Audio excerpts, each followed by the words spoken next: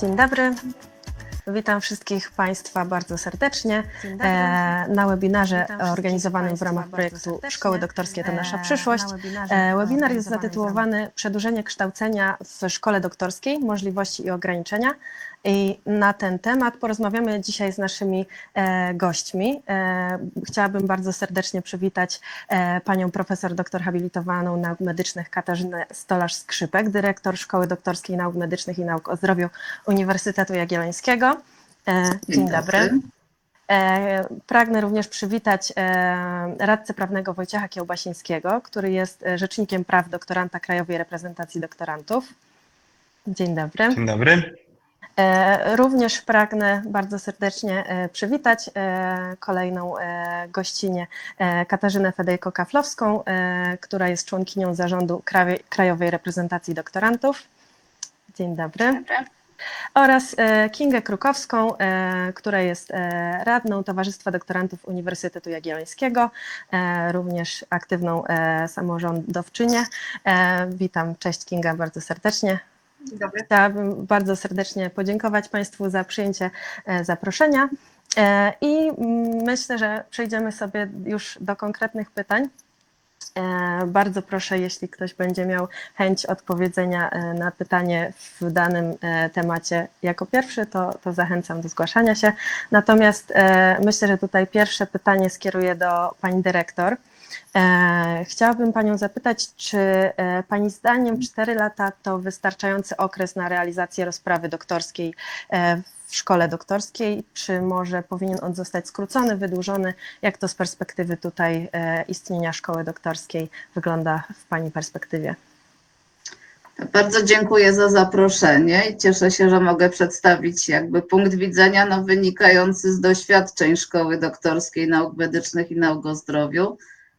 Musimy oczywiście zastrzec wspólnie z panią Dominiką, że ta szkoła ma swoją specyfikę, ale to jest specyfika każdej ze szkół, która działa w osobnych dyscyplinach, osobnych dziedzinach. Ale wracając do samego pytania, czy wystarczające są 4 lata, to chyba musimy jeszcze nawiązać do przepisów ustawy, która mówi, że 8 semestrów lub 6 semestrów, więc być może pytanie trzeba poszerzyć, czy 3 lata też są wystarczające na realizację rozprawy doktorskiej w szkole doktorskiej. Tak zastanawiałam się, jakie były intencje ustawodawcy i zwyczajowo przecież jeszcze wcześniej studia doktoranckie, które były prowadzone przy wydziałach, przy instytutach badawczo-rozwojowych, one też trwały, proszę Państwa, 4 lata. Jakby patrząc szerzej w perspektywie działalności badawczo-rozwojowej i działalności naukowej, no to pomyślmy też o instytucjach finansujących projekty naukowe, takich jak Narodowe Centrum Nauki na przykład, czy granty europejskie, to tam najpowszechniejsze są właśnie granty przyznawane na 4 lata, czyli jednak zakłada się, że do zrealizowania badań naukowych, które mają określony temat, mają określoną metodykę, jest hipoteza badawcza, mamy już cele badania, no to powinno wystarczyć 4 lata na zrealizowanie harmonogramu, czyli zrealizowanie zadań badawczych, przeprowadzenie tychże badań, opracowanie materiału i jeszcze te instytucje oczekują, że zakończy się publikacjami. A czy nie do tego prowadzi przygotowanie rozprawy doktorskiej, czyli do przygotowania publikacji, które stają się potem podstawą rozprawy doktorskiej. Oczywiście zdaję sobie sprawę z tego, że ustawa dopuszcza również przygotowanie monografii. Więc ja bym odpowiedziała, że tak, że 4 lata to powinien być wystarczający okres do tego, żeby zrealizować określone zagadnienie badawcze. Natomiast czy to rzeczywiście działa w praktyce i jak to wygląda z perspektywy praktyki Szkoły Doktorskiej Nauk Medycznych i Nauk o Zdrowiu? No to pierwsza kwestia, że przepisy się jednak zmieniły, wprowadzając szkoły doktorskie i na pewno pani Dominika ma w planie zadać takowe pytanie, ale indywidualny plan badawczy jednak doktorant składa dopiero, a może już po 12 miesiącach od rozpoczęcia kształcenia. Więc jednak zakłada ustawa też, że pierwsze 12 miesięcy to będzie konstruowanie samego projektu badawczego, nie tylko tematu badawczego.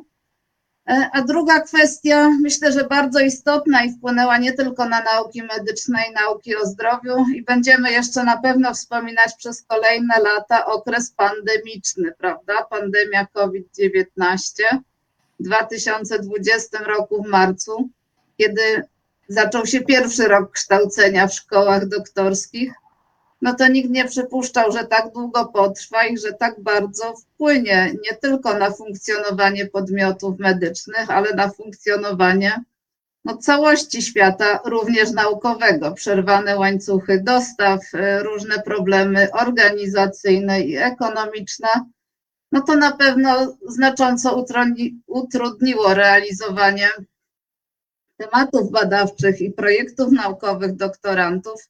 Myślę, że nie tylko w naszej szkole doktorskiej, no i na pewno dlatego mogło i było dużo przedłużeń, zwłaszcza wśród doktorantów z pierwszego naboru do Szkoły Doktorskiej Nauk Medycznych. No więc 4 lata według mnie to jest wystarczający okres, bo w końcu muszę przejść do pewnego podsumowania mojej wypowiedzi, ale jednak trzeba sobie zdawać sprawę, że mogą być takie sytuacje zewnętrzne czy też indywidualne, które mogą powodować, że ten okres może zostać dla indywidualnego doktoranta czy doktorantki wydłużony. Ale tutaj każdorazowo sprawę powinno się rozpatrywać bardziej indywidualnie. Chętnie usłyszę Państwa zdanie w tym temacie. Dziękuję serdecznie za odpowiedź. Właśnie tutaj płynnie przechodząc do tych zagadnień ustawodawczych, chciałabym zapytać Wojtka, czy właśnie z punktu widzenia przepisów ustawy ten okres powinien być wystarczający i jak tutaj doktoranci mogą z punktu widzenia ustawy się do tego odnosić? Dziękuję bardzo. Tak jak pani profesor tutaj już wspomniała, no ustawa wskazuje, że to jest 6 lub 8 semestrów i w jaki sposób to musiało zostać uregulowane przez ustawodawcę, żeby ten okres w jakiś sposób ograniczyć. Warto zwrócić uwagę, no, że to stypendium doktoranckie też jest przez te 4 lata, więc to jest też duża zmiana w stosunku do tego, co było w ramach poprzedniego modelu, bo wprowadzono powszechny system stypendialny, którego nie było, ale jednocześnie też ograniczono ten okres, w którym stypendium można pobierać i to jest taka dość istotna kwestia. Ja się zgodzę z tym, co pani profesor powiedziała, że w takim idealnym modelu te 4 lata powinny wystarczyć, czy 3, w zależności od tej specyfiki danej dyscypliny. Natomiast ja jako rzecznik praw doktoranta mam styczność z wieloma sytuacjami takimi, nazwijmy trochę niestandardowymi, gdzie doktorantki i doktoranci zwracają się z różnymi problemami. No i ja widzę tak na co dzień, że no jest wiele problemów, które się pojawiają, które powodują, że po prostu doktoranci i doktorantki nie są w stanie w tym takim standardowym okresie się wyrobić przygotowaniem rozprawy doktorskiej i też się z tym zgodzę, że powinno być wszystko indywidualnie rozpatrywane. Każda sprawa powinna być tutaj przez dyrektora szkoły doktorskiej indywidualnie rozpatrzona, tak żeby jak najlepiej też pomóc przygotować tą rozprawę doktorską. Myślę, że wszystkim zależy na tym, żeby już ktoś się kształci i jest perspektywa na to, że ta rozprawa zostanie przygotowana, no to warto takiej osobie pomóc, żeby faktycznie to kształcenie zakończyło się sukcesem, bo zmiana modelu kształcenia doktorantów w Polsce wynikała też z tego, że jakby wskaźnik sukcesu kształcenia na studiach doktoranckich był bardzo niski. I jakby zmiana modelu miała wprost zmienić to, że ta skuteczność kształcenia będzie wyższa. Zresztą też w procesie ewaluacji jakości kształcenia w szkole doktorskiej jednym z takich czynników, który będzie oceniany, to właśnie ten czynnik związany ze skutecznością. Więc tak, w mojej ocenie idealny model 3-4 lata powinny się wyrobić, natomiast tych idealnych modeli pewnie jest mało już w takiej praktyce i różnego rodzaju choroby, nieprzewidziane sytuacje, takie jak pandemia, konflikt zbrojny na terytorium Ukrainy, bo jeżeli ktoś przygotował rozprawę doktorską też związaną z tymi tematami lub miał jakieś odczynniki czy innego rodzaju materiały z tych terenów, to też to znacząco opóźniło przygotowanie rozprawy doktorskiej. Natomiast ja też dostrzegam z mojej perspektywy, że takim też jednym z kluczowych czynników warunkujących to, czy ta rozprawa doktorska zostanie ukończona w terminie. To jest oczywiście podejście doktoranta czy doktorantki, tego, czy to jest osoba systematyczna, czy stara się, czy wykonuje zadania, ale ta osoba musi mieć też taki odpowiedni nadzór i pomoc ze strony osoby, która sprawuje funkcję promotora. I to jest też bardzo istotne, żeby właśnie taka osoba odpowiednio sprawowała tą swoją funkcję, bo ja też dostrzegam w praktyce często zdarza się tak, że na przykład doktorant czy doktorantka zwraca się do mnie, mówi: panie rzeczniku, przygotowałam artykuł, który jest mi bardzo potrzebny i on rok jest już u mojego promotora i nie otrzymuję odpowiedzi zwrotnej, co ja mam zrobić. I takie sytuacje się zdarzają i no to też potem powoduje liczne opóźnienia, ale to jest mówię, to taka przykładowa sytuacja tych sytuacji związanych i z winy po stronie doktoranta czy doktorantki, czy takich nieprzewidzianych sytuacji może być bardzo dużo i pewnie nie jesteśmy nawet w stanie sobie wszystkich wymienić, dlatego dobrze, że nas ustawodawca przewidział możliwość przedłużenia tego terminu w wyjątkowych okolicznościach. Dziękuję. Dziękuję serdecznie. Teraz o punkt widzenia doktoranta chciałabym zapytać Kasię. Czy Twoim zdaniem ten okres powinien być wydłużony, skrócony? Czy jest on odpowiedni? Jak mogłabyś się tutaj odnieść do tych problemów właśnie związanych z przedłużeniami? Dziękuję bardzo, witam jeszcze raz. Dziękuję za zaproszenie. Myślę, że dzisiaj troszkę podzielę się swoją perspektywą właśnie ze strony doktorantki już na przedłużeniu. Jestem pierwszym rocznikiem rekrutacyjnym do szkoły doktorskiej u siebie na uczelni. Reprezentuję Akademię Wychowania Fizycznego w Krakowie, więc nauki o zdrowiu, nauki o kulturze fizycznej. I powiem ze swojej perspektywy, ja współpracowałam ze swoim promotorem już na studiach magisterskich i razem z nim przygotowywałam pracę magisterską, więc już tą współpracę gdzieś tam mieliśmy, wiedzieliśmy jak razem działamy, jak współpracujemy, co możemy od siebie wymagać. I tu z perspektywy osoby, która rekrutuje się do szkoły doktorskiej, uważam, że jest taką podstawą, takim czymś, co sprawia, że będziemy się czuli bezpiecznie. I o tym bezpieczeństwie też dzisiaj kilkukrotnie, myślę, wspomnę, bo jest ono podstawą do takiej zdrowej pracy i współpracy. Czy 4 lata są wystarczające? Uważam, że jak najbardziej tak. Jak najbardziej 4 lata są wystarczające, jeżeli zakładamy, a mam nadzieję, że wszyscy rekrutując się do szkoły doktorskiej, zakładamy sukces, jakim jest obrona, uzyskanie tytułu. Musimy również zakładać, że mogą się wydarzyć sytuacje nieprzewidziane gdzieś tam przez nas, tak jak właśnie tutaj przez panią dyrektor wspomniana pandemia, która się szeroko, między innymi właśnie na mnie bardzo mocno odbiła. Jednakże, wracając gdzieś pamięcią do początków gdzieś tam planowania rekrutacji do szkoły doktorskiej, przypominam sobie moje pierwsze spotkania z promotorem i wychodzące tematy takiej podstawy rekrutacji, czyli zakładamy, że zrealizujemy plan nie w 4, ale w 3 lata. Ze względu na 3,5, ze względu na możliwość gdzieś tam poślizgnięcia się z różnych stron. Mój akurat doktorat bazował na współpracy, na badaniu dzieci, które miały akurat zaniżoną odporność, dzieci w zaburzeniach neurologicznych, plus współpraca z firmami, z ośrodkami, w których wcześniej współpracowałam. Myślę, że później w dalszym ciągu naszego spotkania o tym krótko też chciałabym opowiedzieć i o tych zależnościach.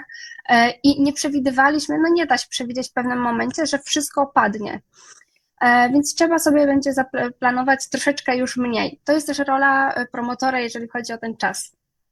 Szczególnie u osób, które przenoszą się, na przykład studiują na jednej uczelni, a planują realizację doktoratu w innej jednostce. Możliwość wprowadzenia tego doktoranta, te wszystkie poślizgi będą miały wpływ na realizację planu badawczego. 4 lata idealny czas, uważam jak najbardziej, szczególnie jak już tu wspomnieliśmy, 12 miesięcy to jest to przygotowanie IPB. Jednakże już w trakcie można robić sobie podwaliny do właśnie realizacji planu badawczego.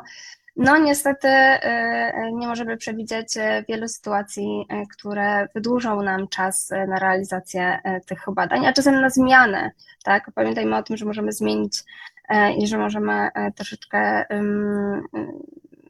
małe zmiany wprowadzić w IPB, które ułatwią nam lub po prostu umożliwią realizację, ciągłość tych badań.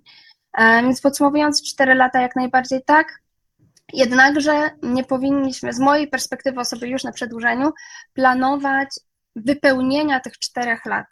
Musimy zmniejszyć sobie i zostawić sobie taki czas ochronny, w którym możliwe, że coś się może podwinąć nam noga, bądź nie nam, ale sytuacja zewnętrzna sprawi, że nasze badania czy realizacja, pisanie artykułów zostanie wydłużone. Tak? Te wszystkie sprawy, które nie będą od nas bezpośrednio zależne, bo zakładając, że idziemy na doktorat i tutaj powiem taki duży komplement dla nas wszystkich doktorantów, zakładamy, że i dla siebie samej też autokomplement, zakładamy, że doktoranci są osobami ambitnymi, więc my musimy im zaufać, że to, co sobie zaplanujemy, zostanie to zrealizowane i wierząc w tą ambicję doktorantów, ufamy, że to będzie zrealizowane, więc nie będziemy planować już tych potknięć gdzieś tam dalej. Dziękuję. Dziękuję, Kasiu. Chciałabym jeszcze Kingę zapytać o Twoją perspektywę i perspektywę może kolegów doktorantów z naszej szkoły doktorskiej, bo Kinga również jest uczestniczką Szkoły Doktorskiej Nauk Medycznych i Nauk o Zdrowiu Uniwersytetu Jagiellońskiego.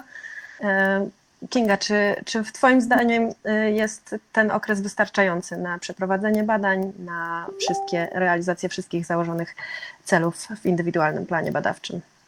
Dzień dobry. Jeszcze raz chciałam podziękować za zaproszenie i tak podsumowując tak naprawdę tutaj to wszystko, zgadzam się z moimi przedmówczyniami i rzeczywiście ten okres 4 lat w idealnym, jak to właśnie Wojtek ładnie ujął, modelu rzeczywiście powinien być i w 4 lata na pewno da się to zrobić. Niemniej jednak właśnie te zawsze jakieś dziwne, niespotykane sytuacje wystąpią. Takim świetnym przykładem jest pandemia, co w naukach medycznych, farmaceutycznych czy naukach o zdrowiu na pewno bardzo mocno wpłynęło, szczególnie wśród tych doktorantów, którzy na przykład musieli pozyskać pacjentów do badań. A jeżeli chodzi o sam mój na przykład przypadek, to ja też jestem osobą, która rekrutowała się nie tylko do szkoły doktorskiej, ale również rekrutowała się do projektu w grancie Opus. Więc ja tak naprawdę nie miałam tego wcześniejszego backgroundu i tej współpracy z moim aktualnym promotorem. Ja dopiero wszystko zaczynałam od nowa i tak naprawdę ta relacja z moim promotorem zaczynała się właśnie tego pierwszego dnia szkoły doktorskiej, kiedy już się dostałam i na ten projekt, i do szkoły doktorskiej i tak naprawdę ten pierwszy rok tworzenia tego planu badawczego to nie było tylko tworzenie samej koncepcji badań, ale też tak naprawdę budowanie tej relacji od samego początku i też znajdowanie tego trochę do wspólnego języka, co też w jakiś sposób może powoli pewne rzeczy też opóźniać, bo nie zawsze tak łatwo się można dogadać, ale przyznam szczerze, że ta współpraca przebiega bardzo dobrze i jestem bardzo z tego zadowolona. Także wydaje mi się, że tak, 4 lata jest dobry czas, ale trzeba zawsze uwzględnić tę możliwość tego przedłużenia w razie wystąpienia różnych okoliczności i myślę, że bardzo dobrze, że taka możliwość jest w szkole, w regulaminie i w ustawie. To może przechodząc płynnie do kolejnego zagadnienia, bo już trochę nawiązałaś do tych utrudnień związanych właśnie z procesem kształcenia. Czy mogą być jakieś inne utrudnienia, które mogą doktorantowi przeszkodzić właśnie lub troszkę zwolnić ten założony plan? Czy są jakieś inne kwestie, które mogłabyś wymienić jako te utrudniające zmieszczenie się w 4 latach? Wydaje mi się, że też dużym takim podejrzewam, że może nie tyle utrudnieniem, co obciążeniem może być po prostu obciążeniem dydaktyką, bo dużo też doktorantów pracuje na etatach właśnie uczelnianych i wyrobienie tego pensum też na pewno w jakiś sposób opóźnia jakby całe, no po prostu skupienie się na badaniach. Dużo też dużo medyków tak naprawdę pracuje po prostu zawodowo na pełen etat, co też bardzo często uwzględniają to w swoich po prostu, znaczy argumentują najczęściej właśnie, że to ta praca tak mocno ich pochłania, że też ciężko jest się skupić na samych stricte badaniach. Wydaje mi się, że takim innym powodem jest bardzo długi proces publikacyjny. Bardzo dużo doktorantów broni się nie z monografii, tylko ze spinki, z tej powszechnie zwanej spinki, czyli z serii artykułów. I nawet jeżeli już powiedzmy na 4. roku mamy już jakieś konkretne wyniki badań i chcemy je opublikować, no to bardzo często jest tak, że wysyłamy do jednego czasopisma, badania są odrzucane z różnych dziwnych powodów. Więc ten proces publikacyjny również sprawia, że występują opóźnienia. Wydaje mi się, że to są główne powody, dla których te opóźnienia mogą nas wystąpić. Dziękuję. Tutaj chciałabym dopytać Panią Dyrektor, czy właśnie pod kątem nauk medycznych i nauk o zdrowiu te utrudnienia, czyli prowadzenie równolegle działalności zawodowej mogą i są tutaj przedstawiane jako ten argument, który uniemożliwia prowadzenie sprawnie działań i badań tutaj w ramach projektu doktorskiego. A to ja chętnie podejmę jakby tą kwestię, ponieważ ja nie do końca widzę to jako utrudnienie. My oczywiście musimy sobie zdawać sprawę z tego, że w Szkole Doktorskiej Nauk Medycznych i Nauk o Zdrowiu to ponad 90% doktorantów to są przedstawiciele tak zwanych zawodów regulowanych, czyli takich, które otrzymują prawo wykonywania zawodu po ukończeniu studiów i spełnieniu jeszcze odpowiednich warunków regulowanych ustawowo dla poszczególnych zawodów. No i teraz, żeby utrzymać uprawnienia zawodowe, to te osoby muszą pracować zawodowo, to jest pierwsza kwestia, a druga sprawa, chcą też się rozwijać zawodowo, więc dlatego próby na przykład dla lekarzy specjalizacji, ale to nie tylko przedstawiciele lekarze jako doktoranci. Przedstawiciele nauk farmaceutycznych też robią różne specjalizacje, także tego już się tu nauczyłam jako dyrektor Szkoły Doktorskiej Nauk Medycznych i Nauk o Zdrowiu, że nie tylko lekarze są zawodem regulowanym i nie tylko oni mają tu dodatkowe obciążenia. Ale muszę powiedzieć, że ministerstwo, zarówno Ministerstwo Zdrowia, jak i Ministerstwo Szkolnictwa Wyższego i Edukacji jakby dostrzega ten problem, bo na przykład w staraniu się o rezydentury, jeżeli jest się doktorantem, to jest możliwość uzyskania miejsca dokładnie w tym samym ośrodku, który prowadzi szkołę doktorską. Oczywiście to są inne podmioty, bo szpital to nie to samo co uczelnia, prawda? Uczelnia jest założycielem szpitala uniwersyteckiego. Natomiast jest to w ten sposób traktowane, że taki doktorant zostanie w pewnym sensie potraktowany, ja bym powiedziała, że to jest ułatwienie wręcz dla doktoranta możliwe, że nie jest tak, że miejsce specjalizacyjne będzie w ośrodku odległym o 60 kilometrów od ośrodka, w którym wykonuje prace badawcze dotyczące doktoratu.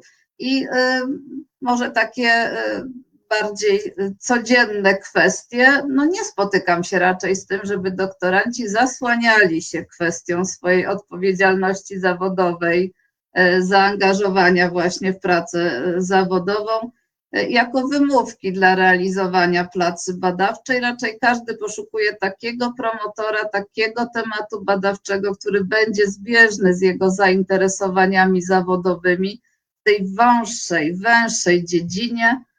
I wydaje mi się, że bardzo tutaj sprawnie koledzy i koleżanki łączą te dwie kwestie. A jeżeli mogę jeszcze o obowiązkach dydaktycznych, Bardzo to proszę. z punktu widzenia doktoranta, ja bym nie postrzegała tego, proszę Państwa, jako obciążenie, bo jednak nie ma lepszej metody uczenia siebie niż nauczyć kogoś. Tak? Czyli mieć wiedzę na tyle opanowaną, żeby móc ją dalej przekazać. I pani Kinga podnosi tutaj rzeczywiście, że część doktorantów jest zatrudniona jako pracownicy dydaktyczni. To dopiero od niedawna umożliwia to ustawa. Wcześniej mieliśmy tą sytuację, że wręcz było ograniczenie liczby godzin i nasza szkoła jeszcze dalej w tym poszła, bo my nawet nie wykorzystywaliśmy całej możliwości, którą dawała ustawa. Bo ustawa początkowo stwierdzała, że nie można przekroczyć 60 godzin dydaktycznych w programie kształcenia doktoranta rocznie jako jego obowiązków dydaktycznych, a my zawsze w programie kształcenia mieliśmy 60 godzin dydaktycznych na cały okres kształcenia w szkole doktorskiej. Więc chcemy, żeby Państwo jako doktoranci, jako Rada Szkoły, jako dyrekcja nabyli te umiejętności dydaktyczne. One na pewno przydadzą się w dalszym życiu zawodowym jako pracownika naukowego, ale też żeby nie były nadmiernie obciążające. Natomiast chętnie dowiem się, jak to teraz z punktu widzenia prawnego w takim razie wygląda po tym, gdy zniesiono tę ustawową jakby niemożność łączenia zatrudnienia w uczelni z... Wojtku, prosimy o odpowiedź. Zostałeś wywołany tutaj. Tak. Tak, jakby to był jeden z postulatów Krajowej Reprezentacji Doktorantów, żeby znieść ten zakaz zatrudnienia i prowadziliśmy tutaj rozmowy z przedstawicielami Ministerstwa, wtedy jeszcze Edukacji i Nauki, celem tego, żeby ten zakaz został zniesiony i faktycznie to się udało i teraz obecnie doktorant może normalnie wykonywać różnego rodzaju zadania na podstawie umowy o pracę, być zatrudniony. Wcześniej było to możliwe na podstawie umów cywilnoprawnych, to też było w wielu jednostkach wykorzystywane. To było czasami kwestionowane przez osoby ze szkół doktorskich, teraz naszym zdaniem i zdaniem też ówczesnych władz ministerstwa to było możliwe, żeby na podstawie umów cywilnoprawnych tę pracę wykonywać. Obecnie tam jest tylko jeden taki tak naprawdę zakaz, że nie można łączyć, że jest obowiązek zatrudnienia z odpowiednim wynagrodzeniem. Ten obowiązek zatrudnienia wynika chociażby z projektów unijnych, gdzie faktycznie trzeba daną osobę zatrudnić. Taka też było tutaj uzasadnienie ze strony ministerstwa, ale to są pewnie bardzo jednostkowe przypadki w skali całego kraju, więc zostało, można powiedzieć, troszkę uwolnione i doktoranci obecnie mogą być zatrudniani, bo też dochodziliśmy do pewnych absurdów, że można było być zatrudnionym poza uczelnią, a na uczelni już nie i tak naprawdę wszyscy to wykorzystywali. Jak już jestem przy głosie, to powiem, jak z mojej perspektywy wygląda kwestia tych innych kwestii, no to co już mówiłem, czy różnego rodzaju choroby, nieprzewidziane sytuacje, to jest oczywiste. Natomiast też dostrzegamy pewnie jako Krajowa Reprezentacja Doktorantów ten problem, że po prostu za te stypendium przed oceną śródokresową nie da się utrzymać w większym mieście. Dlatego osoby, nawet jeżeli chciałyby się skupić tylko na przygotowaniu rozprawy doktorskiej, to nie są w stanie tego zrobić za tą kwotę stypendium doktoranckiego i są zmuszone po prostu, żeby iść do dodatkowej pracy, wykonywać jakąś działalność. I my też wskazujemy, że to jest jeden z argumentów za podwyższeniem wysokości stypendium, że musimy sobie odpowiedzieć na pytanie, czy chcemy, żeby doktorat to faktycznie była taka pełnoprawna, nazwijmy to taka w cudzysłowie praca doktoranta, czy oprócz tego doktorant musi wykonywać inne czynności, żeby się utrzymać i to jest takie kluczowe pytanie, ale to dochodzimy do kwestii, w którym wszyscy się zawsze na wszystkich komisjach zgadzamy, no tylko są pewne ograniczenia natury zrozumiałej, że nakłady na szkolnictwo wyższe i naukę powinny się zdecydowanie zwiększyć i przede wszystkim byłoby lepiej i zarówno nauczycielom akademickim, i doktorantom, i studentom. I do tego powinniśmy wszyscy dążyć. Pani dyrektor, proszę o zabranie głosu. Tak króciutko ad vocem, bo pan Wojtek wspomniał o kwestii połączenia statusu doktoranta z zatrudnieniem w projektach unijnych. To jest możliwe, ale jedyne zastrzeżenie ustawowe tam jest kwestii wysokości, ile można zarobić w tym projekcie unijnym, żeby nie stracić stypendium. Więc to jest jedyny moment, kiedy można być doktorantem bezstypendialnie, jeżeli się otrzymuje tam dość wysoką kwotę określoną ustawowo zatrudnieniu w projekcie europejskim. Bardzo dziękuję, tak tylko chciałam króciutko. Dziękuję serdecznie za uzupełnienie. Tutaj, Kasiu, chciałabym Cię dopytać jako aktywnego dydaktyka, czy widzisz to jako utrudnienie, jeśli chodzi o realizację zadań w szkole doktorskiej, właśnie ten punkt dydaktyczny? Dziękuję bardzo. Tak, tutaj też nie dodałam, dziękuję Dominiko. Jestem też pracownikiem od wielu lat, w sumie od kilku lat już pracownikiem dydaktycznym na swojej uczelni. I powiem szczerze, że tutaj zgodzę się z panią dyrektor, że praca dydaktyczna tylko mi tak naprawdę ułatwiła realizację poszczególnych elementów mojego planu badawczego, z tego względu, że większość elementów swoich badań ja realizuję u siebie na uczelni. Korzystając z laboratoriów na przykład, I dzięki temu, że realizowałam dydaktykę, ja po prostu byłam na miejscu. Bardzo prosty przykład. Ja po prostu byłam na miejscu, nie musiałam dodatkowo dojeżdżać, gdzie dodatkowo się na to traci czas. Więc będąc na miejscu, ja też pracując dydaktycznie znam więcej osób, poznaję osoby z administracji, poznaję innych dydaktyków. Dzięki temu ja mogę dużo sprawniej poruszać się w tym świecie swoim na uczelni, który w pewnych aspektach nie był dla mnie dostępny, jak byłam po prostu studentką. Dzięki temu, że weszłam na ten schodek wyżej, gdzie jestem już pracownikiem uczelni, jestem dydaktykiem, nie po prostu jest mi łatwiej, jest mi swobodniej poruszać się w obrębie swojej uczelni. To w tym aspekcie dydaktyki, jak pozwolisz Dominico, zwróciłabym uwagę jeszcze na 2 aspekty utrudniające tutaj, znowu wesprę się tym, co powiedziała pani dyrektor. Jedne aspekty, które mogą jednemu doktorantowi utrudniać życie, drugiemu będą to życie ułatwiać, tak jak na przykład dydaktyka właśnie, szeroki program kształcenia, realizacja projektów, innych dodatkowych projektów badawczych na rzecz na przykład doktoranta czy szkoły doktorskiej lub jakichś wspólnych projektów doktoranckich, które na niektórych uczelniach mają miejsce. I to może z jednej strony utrudniać bądź ułatwiać życie doktorantowi właśnie w poruszaniu się na uczelni bądź we współpracy w zespołach badawczych. Ja tu wspomnę o jeszcze 2 aspektach, które mogą nam to życie ułatwiać bądź utrudniać. Między innymi rola, znowu się wracam do tematu roli promotora. Jeżeli poprowadzimy z jednej strony my, z drugiej strony promotor ładnie, prawidłowo, idealnie można powiedzieć tą współpracę, to ta praca na doktoracie będzie bardziej przyjemna, co też wzmocni ten system sukcesu, ten poziom sukcesu.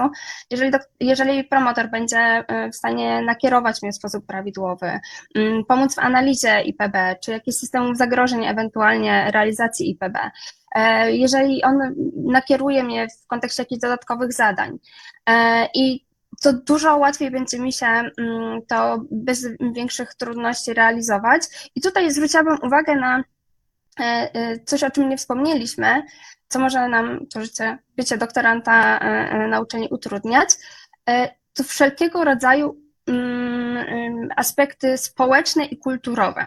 Nasze uczelnie wszystkie od siebie się różnią. I inaczej się żyje będąc studentem, inaczej się żyje będąc doktorantem, całkiem inaczej się żyje będąc pracownikiem danej uczelni. I nawet jeżeli przechodzimy w tej samej uczelni przez te wszystkie stopnie, coś może nas zaskoczyć kulturowo, tak to nazwijmy bardzo szeroko, społecznie w danej uczelni, a tym bardziej osobę, która przechodzi z jednej uczelni na drugą, z jednego miasta do drugiego, albo realizuje swoje projekty badawcze, na przykład w kilku laboratoriach, w kilku jednostkach, współpracuje w dużych zespołach badawczych, gdzie nie odseparowałabym tego tylko i wyłącznie na realizację projektu, realizację badań, ale doktorant musi się mierzyć z tymi wszystkimi zmianami kulturowymi bądź społecznymi, musi się czasem dopasować do czegoś. To najczęściej ten doktorant będzie najmłodszy w zespole, więc to on będzie chciał się do tej kultury danego zespołu po prostu dopasować. I wejście w to znacznie nam ułatwi osoba, na przykład, która jest promotor, który nas wprowadzi, powie, bądź osoba zaufana. Jeżeli tego nie będzie, to będziemy, no może nie zawsze, ale często spotykać się z jakimiś takimi utrudnieniami właśnie natury społecznej. To są takie aspekty, które na przykład mogą, oczywiście nie muszą, wpływać na naszą kondycję psychiczną. I to jest kolejny aspekt, który może nam to utrudniać realizację. Należy zwrócić uwagę na to, szczególnie no właśnie w szkołach doktorskich, czy mamy odpowiednie wsparcie dla doktorantów. Jeżeli pojawi się sytuacja, no właśnie, wszelkiego rodzaju kondycje zdrowotne, tutaj też pamiętajmy o tej kondycji psychicznej naszych doktorantów, naszej, która będzie ułatwiała bądź utrudniała realizację planu badawczego i współpracę z innymi doktorantami, współpracę w zespołach badawczych. To są też takie aspekty właśnie społeczne i zdrowotne, które mogą nam ułatwiać bądź utrudniać realizację i ten proces przygotowywania rozprawy w kontekście tych 4 lat. Dziękuję. Dziękuję. Tutaj chciałabym nawiązać właśnie do tych problemów. Wojtek, z pewnością znasz cały przekrój spraw, które spływają do Ciebie i które postrzegasz jako problematyczne właśnie i wpływające na te okresy przedłużeń. Czy według Ciebie należałoby się zastanowić nad jakąkolwiek formą zmiany ustawy lub wymogów dotyczących rozprawy doktorskiej, by te rozprawy powstawały sprawniej? Jak można to ułatwić doktorantom? Myślę, że ważne jest to, że my wszystkiego prawnie nie uregulujemy. Potrzebne jest to, żeby mieć taką świadomość, że najistotniejsze jest to, że po pierwsze podejście doktorantów czy doktorantki, czyli nas wszystkich, którzy przygotowują rozprawę doktorską, po drugie odpowiednia jakość opieki promotorskiej jest bardzo, bardzo istotna, a po trzecie odpowiednie warunki pracy stworzone przez władze danego podmiotu i władze szkoły doktorskiej. Jeżeli to nam na tych trzech płaszczyznach wszystko dobrze współgra, to my nie potrzebujemy żadnych innych regulacji prawnych, żeby to dobrze działało, tylko jesteśmy wtedy w stanie przygotować odpowiedniej jakości rozprawę doktorską i wydaje mi się, że to jest bardzo, bardzo istotne. Ten katalog możliwości, w jakich może być przygotowana forma, jakie są formy rozprawy doktorskiej, też jest bardzo szeroki i to było wielokrotnie omawiane i ja myślę, że to nie potrzeba nowelizować tego przepisu w tym zakresie, w jakim on funkcjonuje. Jeżeli chodzi z kolei o przedłużenie terminu na złożenie rozprawy doktorskiej, no to z kolei mamy autonomię dużą podmiotów prowadzących szkoły doktorskie i to jest też bardzo istotne i taka była idea całej ustawy, żeby taką dużą autonomię danym jednostkom pozostawić. I też jest ta autonomia przecież w przygotowaniu takich regulacji wewnętrznych, które mówią o tym, jaki jest proces ubiegania się o nadanie stopnia doktora. Czy są egzaminy doktorskie, czy nie mamy tych egzaminów, bo już teraz być nie musi. I tutaj jest ogromna rola samorządu doktorantów, żeby zadbało o interesy doktorantek i doktorantów w danej jednostce, żeby te przepisy były skonstruowane w taki sposób, żeby one odpowiadały potrzebom społeczności doktoranckiej. I to jest, myślę, bardzo, bardzo istotna kwestia, na którą trzeba zwrócić uwagę.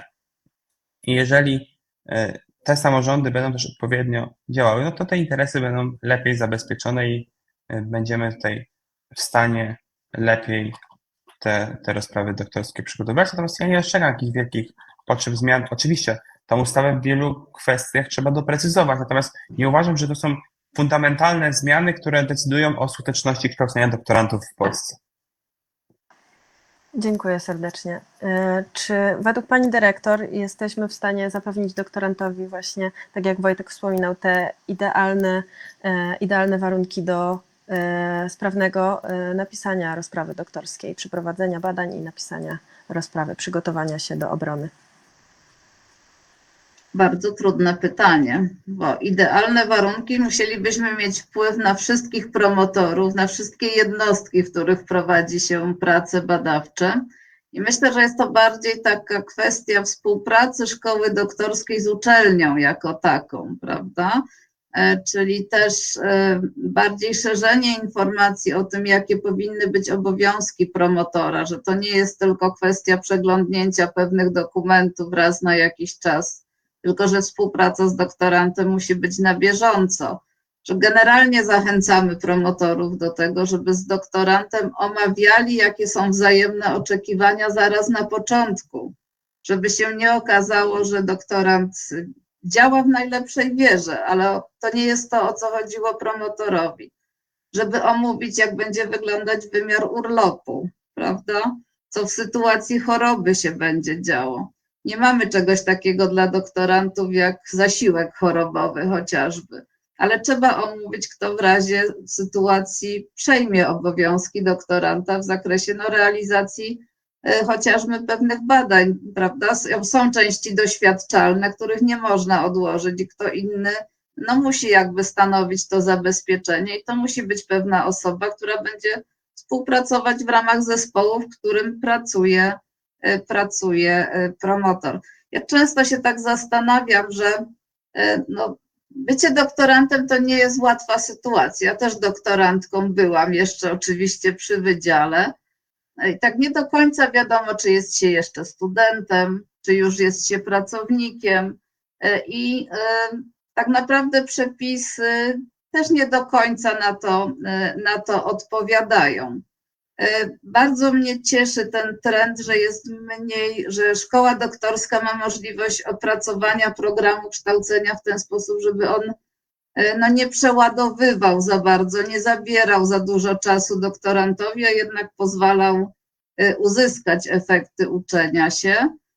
Druga kwestia, to kwestia możliwości pewnego nadzoru nad tą relacją doktorant-promotor. u nas w szkole no, mamy rodzaj przedmiotu, który nazywa się indywidualne warsztaty z promotorem i doktoranci wspólnie z promotorami jakby sprawozdają, jak dużo czasu ze sobą spędzili, jaka była zawartość merytoryczna tychże rozmów. I myślę, że bardzo fajną sprawą jest wprowadzona przez ustawę konieczność oceny śródokresowej. I tej oceny śródokresowej ja bym też nie traktowała represyjnie, tylko bardziej mobilizująco. Nie tylko dla doktoranta, ale również dla promotora, że już po stworzeniu tego indywidualnego planu badawczego trzeba będzie wykazać jego realizację, co oznacza, że w momencie jego przygotowywania trzeba spojrzeć realistycznie na swoje możliwości. I tu pani Katarzyna świetnie mówiła, żeby nie planować na 100% wszystkiego, prawda, że całe zaangażowanie na 100%, bo to zwykle nie wychodzi. W takich sytuacjach human relations, human resources, to nawet radzą, żeby 60% zaplanować i to będzie wykonalne, bo 40% czasu nam zajmą sprawy nieprzewidywalne.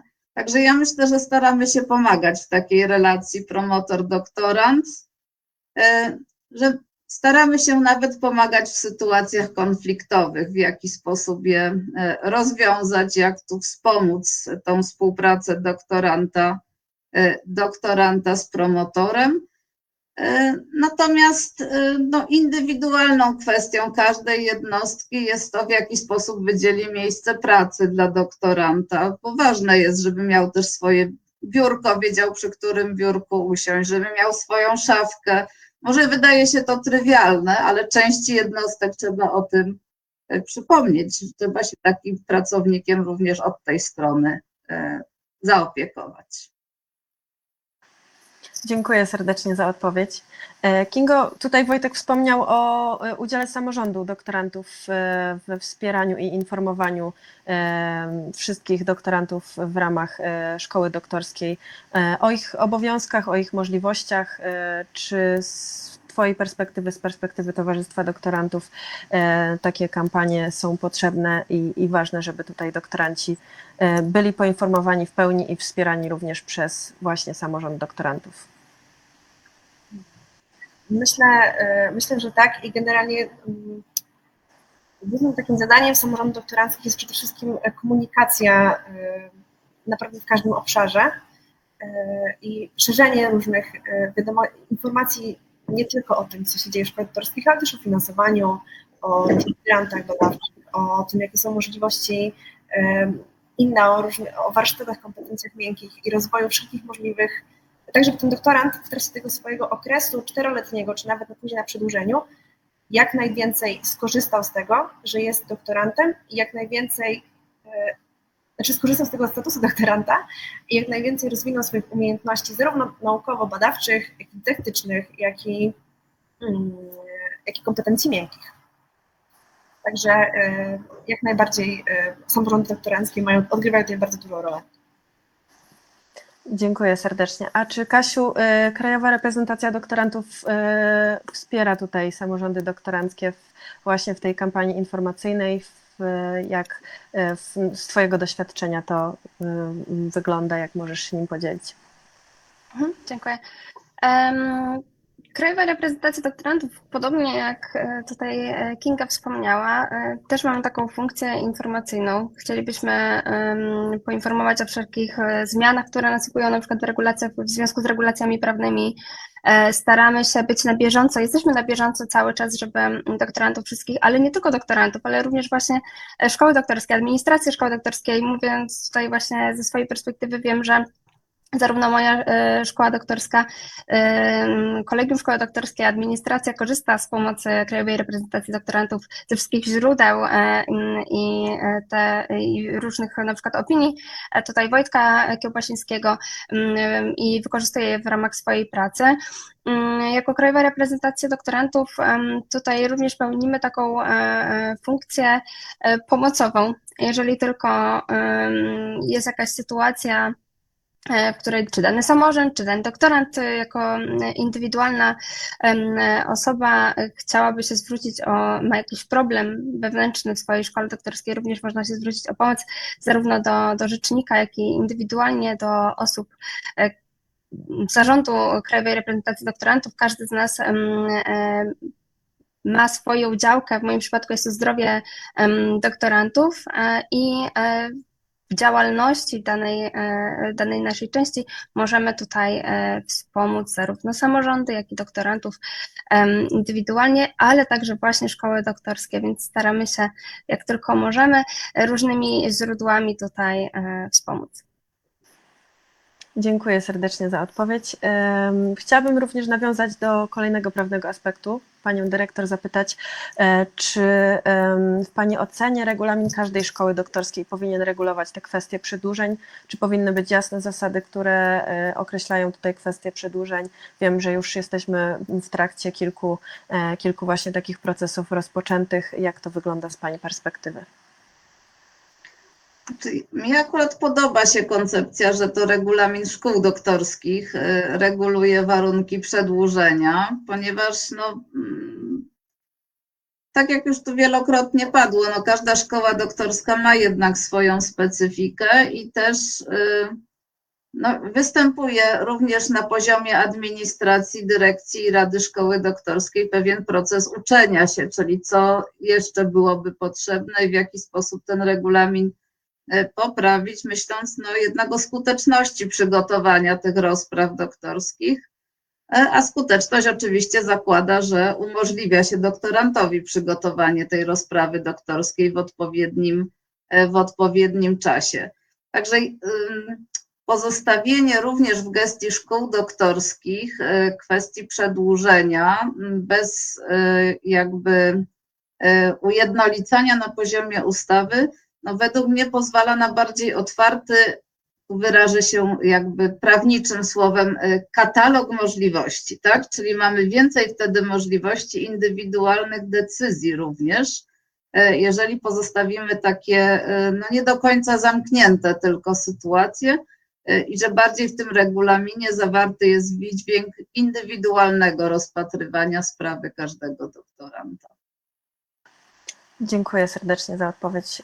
Wojtku, czy w takim wypadku w Twojej ocenie wszystkie, czy może większość szkół doktorskich mają już w regulaminie te założenia zawarte lub czy są jeszcze szkoły, w których występują tutaj wątpliwości co do tego katalogu przesłanek, które umożliwiają przedłużenie? Ustawa nakazuje zawarcie warunków przedłużenia terminu rozprawy doktorskiej w regulaminie szkoły doktorskiej, więc to jest obowiązek, żeby zostało to zawarte, więc mam nadzieję, że wszystkie podmioty kształcące doktorantów posiadają w swoim regulaminie takie regulacje. Natomiast nie prowadziłem takich badań, więc w 100% nie mogę tego powiedzieć, ale myślę, że zdecydowana większość posiada takie regulacje w swoich regulaminach. I takich może kilka podpowiedzi, jak powinno to zostać w mojej ocenie uregulowane, żeby jak najlepiej zabezpieczyć interesy społeczności doktoranckiej. To ja sugerowałbym, żeby zostawiać katalogi otwarte, żeby była pewna tutaj dowolność, żeby wymieniać przykładowe takie elementy, które mogą powodować przedłużenie terminu na złożenie rozprawy doktorskiej, ale my nie jesteśmy w stanie w regulaminie wypisać wszystkich możliwości, wszystkich takich wydarzeń, które mogą nastąpić, dlatego dobrym rozwiązaniem jest właśnie zostawianie katalogów otwartych i pozostawienie tej decyzyjności dyrektorowi czy dyrektorce szkoły doktorskiej w zakresie tego, czy to kształcenie powinno być przedłużone, czy też nie. No i uważam, że powinno to być, tak jak już wspominałem, odpowiednio uregulowane w regulaminie szkoły doktorskiej. Ta autonomia jest bardzo istotna. No ja sobie nie wyobrażam chociażby, żeby nie brać pod uwagę zdania promotora czy promotorki w kontekście tego przedłużenia, natomiast to, jak zostanie to uregulowane, to znowu tu jest rola samorządu i władz szkoły doktorskiej, władz danego podmiotu, czy to uczelni, czy instytutu, żeby to odpowiednio sformułować. Kasiu, chciałam Ciebie tutaj zapytać już o to doświadczenie, które za Tobą, czyli o ten proces ubiegania się o przedłużenie, bo tak jak wspominałaś, jesteś już na przedłużeniu. Czy dla Ciebie to było jasne z punktu widzenia regulaminu Twojej szkoły doktorskiej, czy łatwe, proste, może nie proste, bo wiązało się z formalnościami. Natomiast czy ten proces był w miarę czytelny? Tak, dziękuję za pytanie. To jest szalenie trudne, żeby przejść przez ten proces, bo to musimy się przyznać przed samym sobą, że coś się nam nie udało, niezależnie od tego, czy to z naszej winy, czy to z winy tutaj czynników zewnętrznych, zakładając oczywiście przy tym, że no, każdy doktorant, skoro idzie na doktorat, to chce się obronić, chce to ukończyć. Ja skorzystałam z takiej możliwości przedłużenia i powiem szczerze, że no, moja uczelnia jest bardzo małą uczelnią. Na moim roku jest 6 doktorantów, w tym już 3 osoby szczęśliwie obronione. I u nas jest taka specyfika, że z racji tego właśnie, że nas jest mało, to dużo łatwiej jest to wszystko kontrolować. Przy większych jednostkach, przy większych szkołach, dużych szkołach doktorskich jest to znacznie trudne, bo prawdopodobnie nie pamięta się każdego doktoranta. Z założenia byłoby idealnie, gdyby każdy regulamin szkoły doktorskiej precyzyjnie normował te kwestie przedłużenia terminu, z racji tego, że dużo łatwiej nam się pracuje, jeżeli mamy zapewnioną transparentność i jasność procedur w danym zakresie. Dużo łatwiej jest nam jako doktorantom to odczytać, dużo łatwiej jest pracować nam jako w kolegium szkoły doktorskiej, dyrektorowi szkoły doktorskiej, który decyduje, zastanawia się nad słusznością danego przedłużenia. Tutaj wspomnieliśmy o tym, że każda procedura tego przedłużenia powinna być traktowana indywidualnie. Tak było w moim przypadku. Ze względu na trudności zdrowotne moich pacjentów i dużą umieralność, niestety te badania musiały się zmienić i musiałam pewne korekty tutaj przedłożyć. I dzięki temu, że ta transparentność u mnie jest znaczna, i dużo łatwiej było mi przez to przejść. Tutaj pamiętajmy, że szkoła doktorska to są po prostu ludzie, administracja to są po prostu ludzie i najłatwiejszą formą uzyskania czegokolwiek jest po prostu przejście, zapytać, zadzwonić, upewnić się, czy prawidłowo rozumiemy dany proces i gwarantuję, że każdy bardzo chętnie na takie pytania, wątpliwości nam odpowie, rozwieje dane wątpliwości, dzięki czemu będziemy mogli przejść przez ten proces bezstresowo, porozmawiać się, upewnić się. Teraz dla osób, które już są na niższych rocznikach i już wiedzą, że gdzieś tam te badania się troszeczkę rozwiały, które już gdzieś tam się zastanawiały, czy nie będą musiały skorzystać z tego procesu przedłużenia swojego przygotowania rozprawy, już będzie troszeczkę łatwiej z tego względu, że te pierwsze roczniki już z takiej możliwości skorzystały, więc zarówno mogą poprosić o taką radę od starszych doktorantów, bądź od administracji danej szkoły doktorskiej, danej jednostki, która już przez ten proces przechodziła.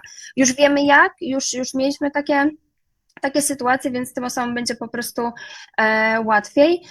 W moim przypadku nie było to trudnością, bo miałam bardzo solidne podstawy ku temu, żeby skorzystać z takiego przedłużenia. Na ten moment z tego, co się orientuję, jestem też przedstawicielem doktorantów w kolegium swojej szkoły doktorskiej, bardzo mało jest tych przedłużeń, nas też jest mało, więc stosunkowo. I wszystkie przedłużenia, o które doktoranci wnioskowali, zostały zaakceptowane, ci doktoranci wszyscy uzyskali.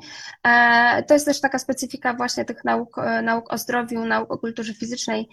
Część z nas, wszyscy ci, którzy przedłużenia brali, pracowali z pacjentami, z osobami chorymi, więc te przedłużenia miały taką podstawę. Z racji tego, że ta podstawa w moim przypadku, tak jak mówiłam, wspomniałam, była solidna, nie bałam się tego, że to przedłużenie zostanie zaakceptowane. Dziękuję, Kasiu, serdecznie za przedstawienie swojego punktu widzenia. Chciałabym tutaj Kingę jeszcze zapytać, czy ty lub twoi koledzy z rocznika orientowali się, jak to wygląda w naszej szkole doktorskiej, czy te informacje są jasno przekazane, czy właśnie można uzyskać takie wiadomości również w biurze szkoły doktorskiej? Tak, oczywiście. Zawsze biuro szkoły doktorskiej służy pomocą i też Rada Szkoły Doktorskiej, szczególnie tej pani profesor, pani dyrektor Szkoły Doktorskiej, wydaje bardzo często komunikaty, które są dostępne na stronie internetowej Szkoły Doktorskiej, o przedłużeniach, o różnych warunkach, jakie dokumenty trzeba złożyć, do kiedy. Warto też pamiętać, że każdy doktorant ma dostęp do ustawy i zawsze można, czy do regulaminu szkoły doktorskiej, to są wszystko dostępne pliki, w którym można bardzo łatwo sprawdzić takie podstawowe informacje, a jak nie, to po prostu zadzwonić, zapytać też kolegów na grupach różnych, przecież komunikujemy się ze sobą, mimo tego, że mieliśmy zajęcia tylko na przykład przez jakiś tam okres, no to raczej rzadko się zdarza, że z jakiejś dyscypliny, na przykład nauk medycznych czy farmaceutycznych, no nie znamy innych doktorantów, więc myślę, że zawsze warto się po prostu pytać. Dziękuję serdecznie za podzielenie się tym zagadnieniem. Chciałabym jeszcze Ciebie, Kingo, dopytać, może pozostając tutaj przy Twoim temacie, jakie przesłanki według Ciebie mogłyby być dobre do przedłużenia tego terminu? To jest ciekawe pytanie, bo z jednej strony doktorant tak naprawdę ma te te 4 lata na zrealizowanie swojego projektu, ale warto wziąć pod uwagę taką kwestię, że ten doktorant gdzieś u schyłku tego 3. roku, na początku 4. czy w ogóle na 4. roku, ten jego doktorat, te badania nabierają tak naprawdę pewnych kształtów i to właśnie na 4. roku ten doktorant jest u szczytu, można powiedzieć, nazwijmy to po prostu kariery i tego dorobku naukowego, który właśnie przez ten lata buduje. I bardzo często doktoranci, na przykład jeżeli biorą udział, czy składają granty, czy do NCN-u, czy jakieś inne, to właśnie albo na początku doktoratu, albo właśnie na 4. roku, kiedy ten dorobek naukowy jest bardzo mocno już solidnie zbudowany.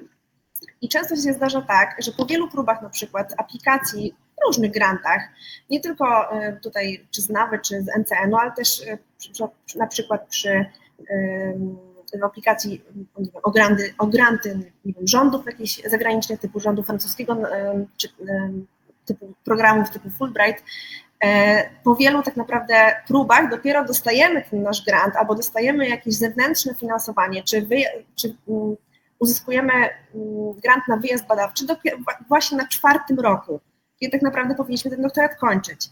I w tym momencie jest to taka bardzo dobra przesłanka do tego, aby ten doktorat wydłużyć, zrealizować swoje badania, być może nawet je ulepszyć, po to, aby tą jakość pracy doktorskiej, aby ją jeszcze podnieść.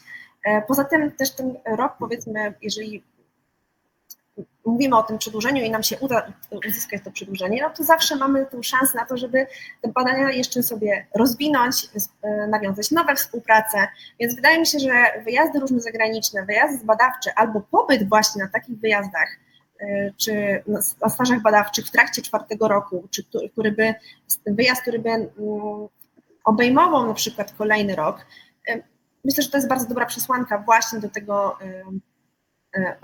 o tego typu przedłużenie. Dziękuję Kinga za wiadomość. Czy Pani Dyrektor z punktu widzenia aktualnych przesłanek, czy według Pani są one odpowiednie? Jak to wygląda z punktu widzenia naszej szkoły doktorskiej? Serdecznie proszę o głos. Według aktualnej sytuacji to my mamy wspólny regulamin wszystkich 4 szkół doktorskich Uniwersytetu Jagiellońskiego, więc to są przesłanki zawarte w tym wspólnym regulaminie. I pierwsza część z nich dotyczy spraw zdrowotnych, czy to doktoranta, prawda, czyli niezdolność do realizacji projektu ze względu na własną sytuację zdrowotną, albo osób wkoło doktoranta, czyli konieczność sprawowania opieki nad osobą, która jest niepełnosprawna.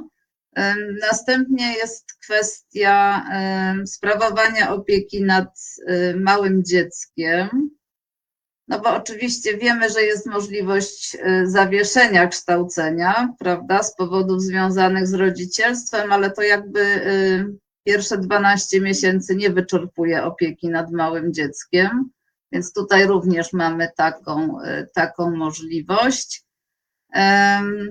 Jeżeli doktorant jest osobą z niepełnosprawnością, to również może to być argument do wystąpienia o przedłużenie terminu złożenia rozprawy doktorskiej.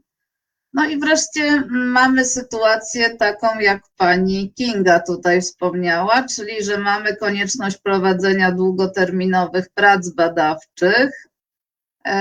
No, każdy, kto prowadził prace naukowe, wie, że hipoteza hipotezą, ale przebieg kolejnych etapów i realizacja kolejnych zadań harmonogramu może powodować, że zapragniemy pójść w nieco innym kierunku, bo tam nas ukierunkują nasze badania. I być może, żeby tą rozprawę właśnie ulepszyć, żeby nadać jej większy, bardziej wielowymiarowy aspekt, no to potrzebne są te dodatkowe lata i to również może być przyczyna przedłużenia terminu złożenia rozprawy doktorskiej, ale tak jak już wspomniałam, no każdą sytuację jednak rozpatrujemy indywidualnie. Nie trzeba zaznaczać, z którego punktu regulaminu aplikuje się. Dziękuję bardzo. Dziękuję. Wojtku, a czy w Twojej opinii te przesłanki, które najczęściej doktoranci zgłaszają, są taką solidną podstawą do tego, żeby te doktoraty przedłużać? Czy są jakieś sytuacje nieprzewidziane tutaj nawet w katalogu stworzonym przez szkoły? Przecież takie nieprzewidziane sytuacje się zdarzają, bo pamiętajmy o tym, że nie wiem, konfliktu zbrojnego na terytorium Ukrainy czy pandemii koronawirusa wcześniej to nikt nie przewidział i nikt nie pomyślał, że coś takiego może wystąpić, więc ja myślę, że jeszcze wielokrotnie będziemy świadkami sytuacji takich nieprzewidzianych, które w żaden sposób nie zostały uregulowane prawnie. Natomiast ja muszę powiedzieć, że jako rzecznik nie przypominam sobie wielu spraw, które wpływałyby w związku z tym, że ktoś odmówił przedłużenia terminu na złożenie rozprawy doktorskiej w szkole doktorskiej, więc z reguły muszą być tutaj odpowiedzi pozytywne i to jest bardzo ważne, że faktycznie osoby odpowiedzialne tutaj za zarządzanie szkołami doktorskimi podchodzą tak bardzo prodoktorancko do tych osób i starają się im pomóc. Ja też to dostrzegam i to jest, myślę, że możemy przekazać ogromne podziękowania ze strony społeczności doktoranckiej za takie faktycznie życzliwe podejście, bo to jest bardzo, bardzo istotne. Natomiast wydaje mi się, że w większości te przesłanki, które zostały obecnie uregulowane, to jest taki trochę relikt przyszłości z tego, co było poprzednio, że trochę się zostało to powtórzone z tego, co było na gruncie studiów doktoranckich, że tam mieliśmy konieczność opieki nad chorym członkiem rodziny właśnie, posiadanie orzeczenia o stopniu niepełnosprawności, konieczność prowadzenia długotrwałych badań naukowych, więc one troszkę są powtórzeniem tego, co było, ale one były w sposób tak sformułowany, że większość sytuacji obejmowały swoim zakresem, więc uważam akurat, że tutaj większego problemu z tym nie ma i tak jak sięgam pamięcią, to też dużych problemów prawnych związanych z przedłużeniem terminu na złożenie rozprawy doktorskiej nie mieliśmy. Natomiast dużo jest pytań o finansowanie stypendium doktoranckiego na przedłużenie, ale to nie będę wybiegał przed szeregu, pewnie sobie o tym powiemy. Porozmawiamy sobie o tym. Ja chciałam tutaj dopytać też, jak powinna się w Państwa ocenie, jak powinna wyglądać procedura właśnie ubiegania się o przedłużenie terminu rozprawy doktorskiej. Może Pani Dyrektor pierwsza odpowie, jak ta procedura, czy ona jest sprawna, jak to wygląda właśnie w szkołach doktorskich na UJ-cie. Jak na razie mamy za sobą dopiero pierwszą taką procedurę, przed nami pewnie kolejna, bo zbliża się koniec kolejnego roku akademickiego i nabór 2020 będzie teraz rozpatrywał, czy zdąży złożyć w terminie, czy musi ubiegać się o przedłużenie tego terminu złożenia.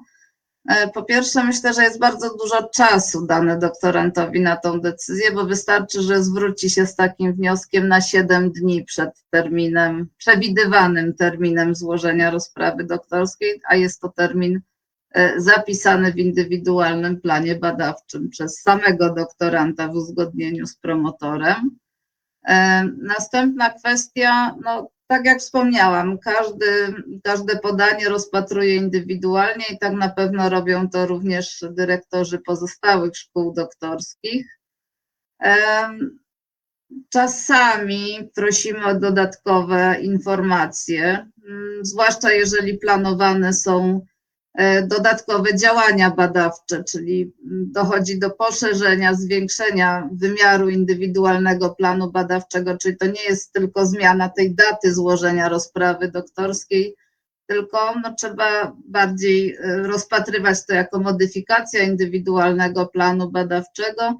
I akurat u nas w szkole doktorskiej, zgodnie z zapisami regulaminu wspólnego szkół doktorskich, jest powołany zespół oceniający indywidualne plany badawcze. Jeżeli jako dyrektor widzę, że zostały tam zaplanowane dodatkowe działania, to ja jeszcze proszę o opinię zespołu oceniającego, który jakby weryfikuje ich wykonalność, prawda, czy te zadania są realne i one są realizowalne w ciągu tych 2 lat, ale z poprzedniej edycji na pewno nie odmówiłam żadnego przedłużenia i myślę, że w tej będzie podobnie, czyli będą to uzasadnione przypadki.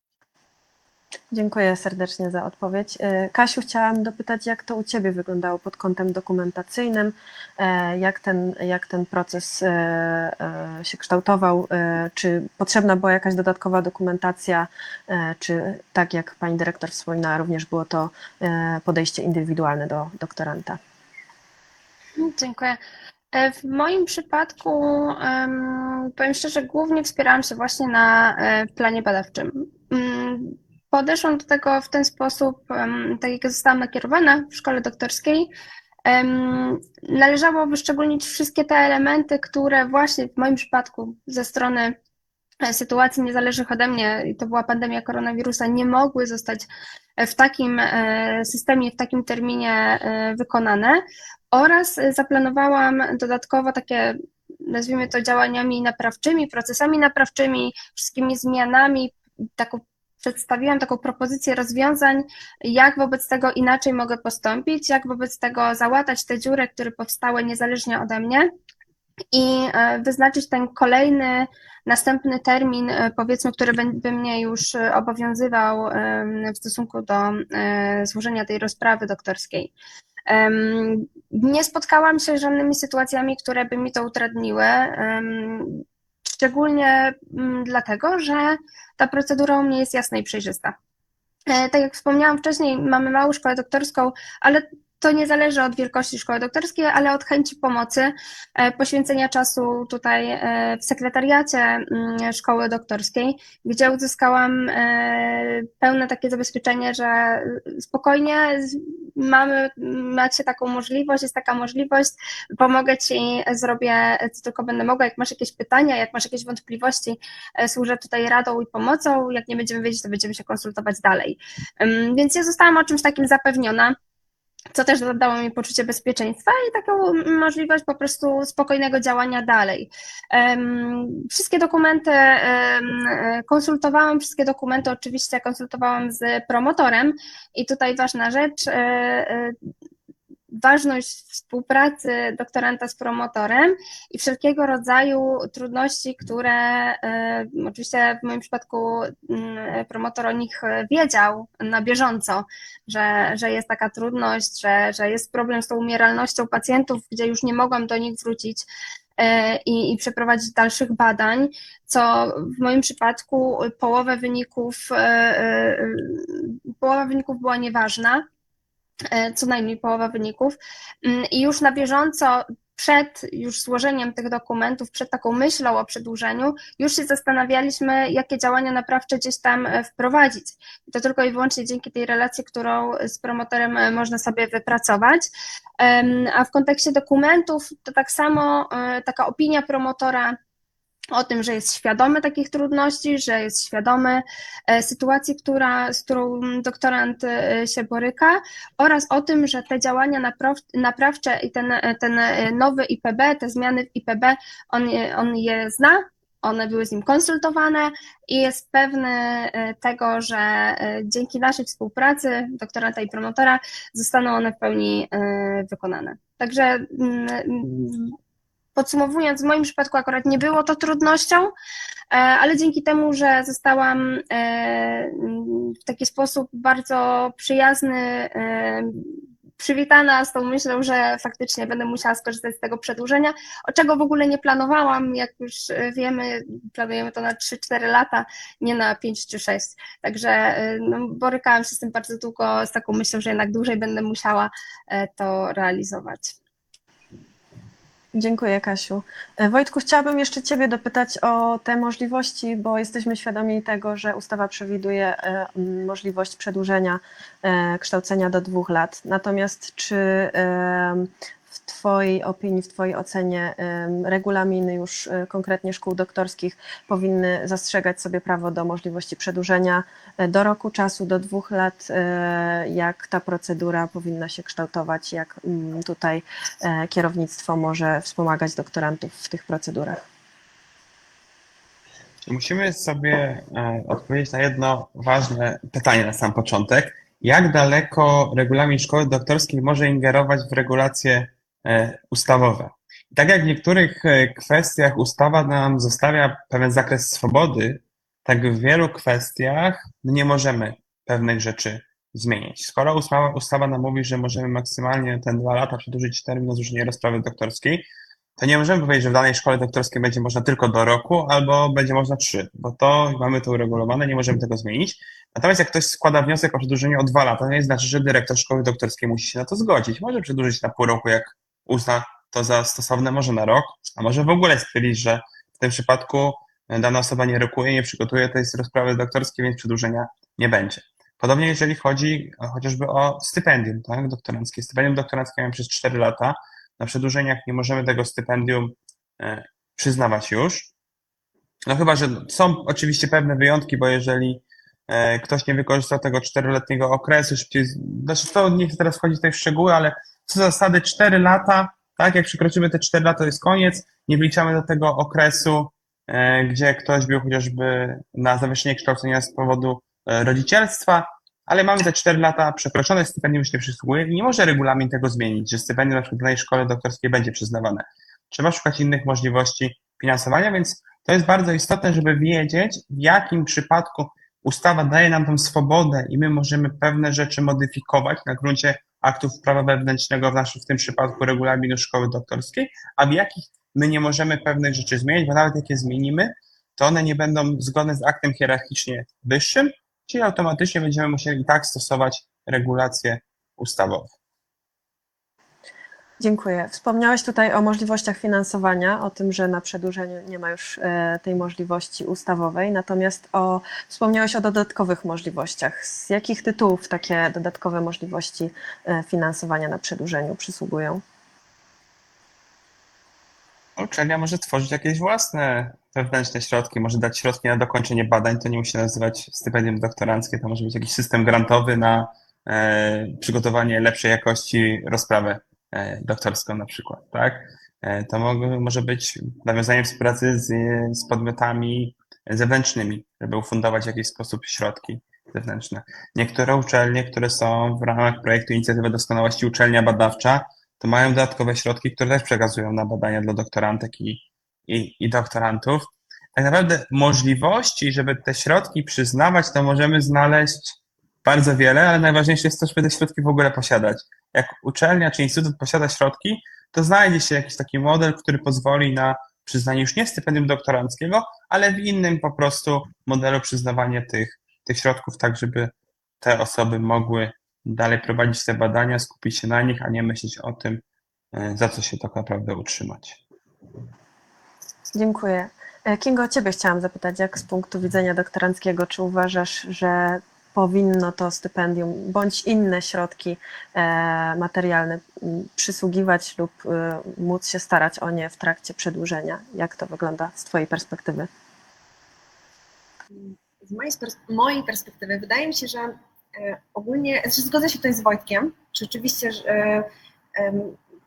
że ogólnie uważam, że jakaś forma wsparcia ze strony czy to ministerstwa, czy szkół doktorskich, czy jakiegokolwiek innego źródła jest bardzo wskazana, dlatego że głównym celem tak naprawdę jest obrona tego doktoratu i zrealizowanie tego projektu do samego końca.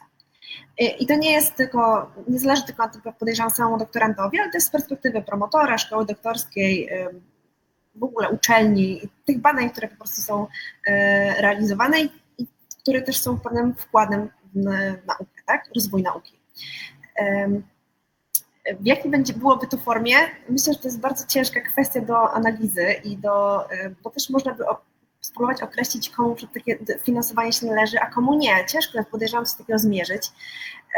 Na przykład może to, nie wiem, może określić na podstawie aktualnego dorobku po tych właśnie 4 latach, czy doktorant rokuje, czy na przykład napotkał większe trudności, czy mniejsze. Też trzeba wziąć pod uwagę fakt, że doktorant jest też pewnego rodzaju, czy w sensie szkoła doktorska przygotowuje i w ogóle przygotowuje doktoranta do późniejszej pracy badawczej i naukowej, do bycia tym młodym naukowcem i pozyskiwania grantów nie tylko dla samego siebie i dla prowadzenia własnych badań, ale też te granty służą rozwojowi uczelni.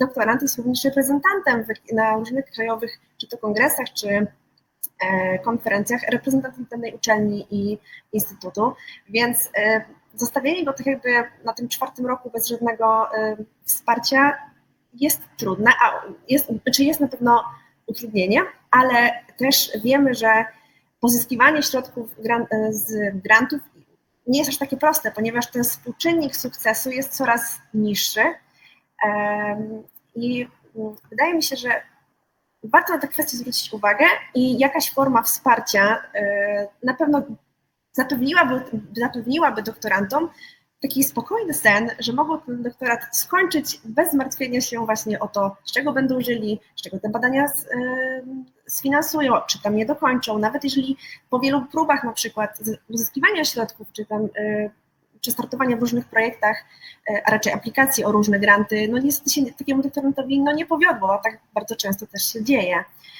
Więc czy to byłaby forma wsparcia po prostu stypendium naukowego na okres tego, powiedzmy, kilkumiesięcznego przedłużenia, czy byłaby to forma dodatkowych środków na badania właśnie w celu ukończenia projektu. Myślę, że każda forma jest dobra i korzystna zarówno dla doktoranta, jak i dla szkoły doktorskiej, jak i dla uczelni. Dziękuję, Kinga, za odpowiedź. Widziałam, że pani dyrektor chciała się odnieść do tego finansowania, jak tutaj przedstawiają się możliwości z punktu widzenia uczelni, szkoły doktorskiej czy instytutu.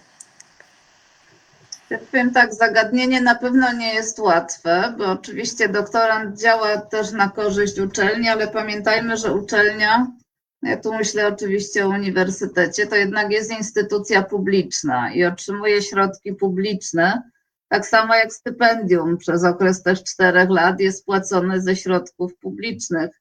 Więc to oznacza, proszę Państwa, że zawieramy jakąś niepisaną umowę ze społeczeństwem, prawda? Społeczeństwo będzie nas utrzymywać. Ja wiem, że to była rozmowa, że trudno się utrzymać za stypendium doktoranckie, no ale jednak finansuje społeczeństwo stypendium.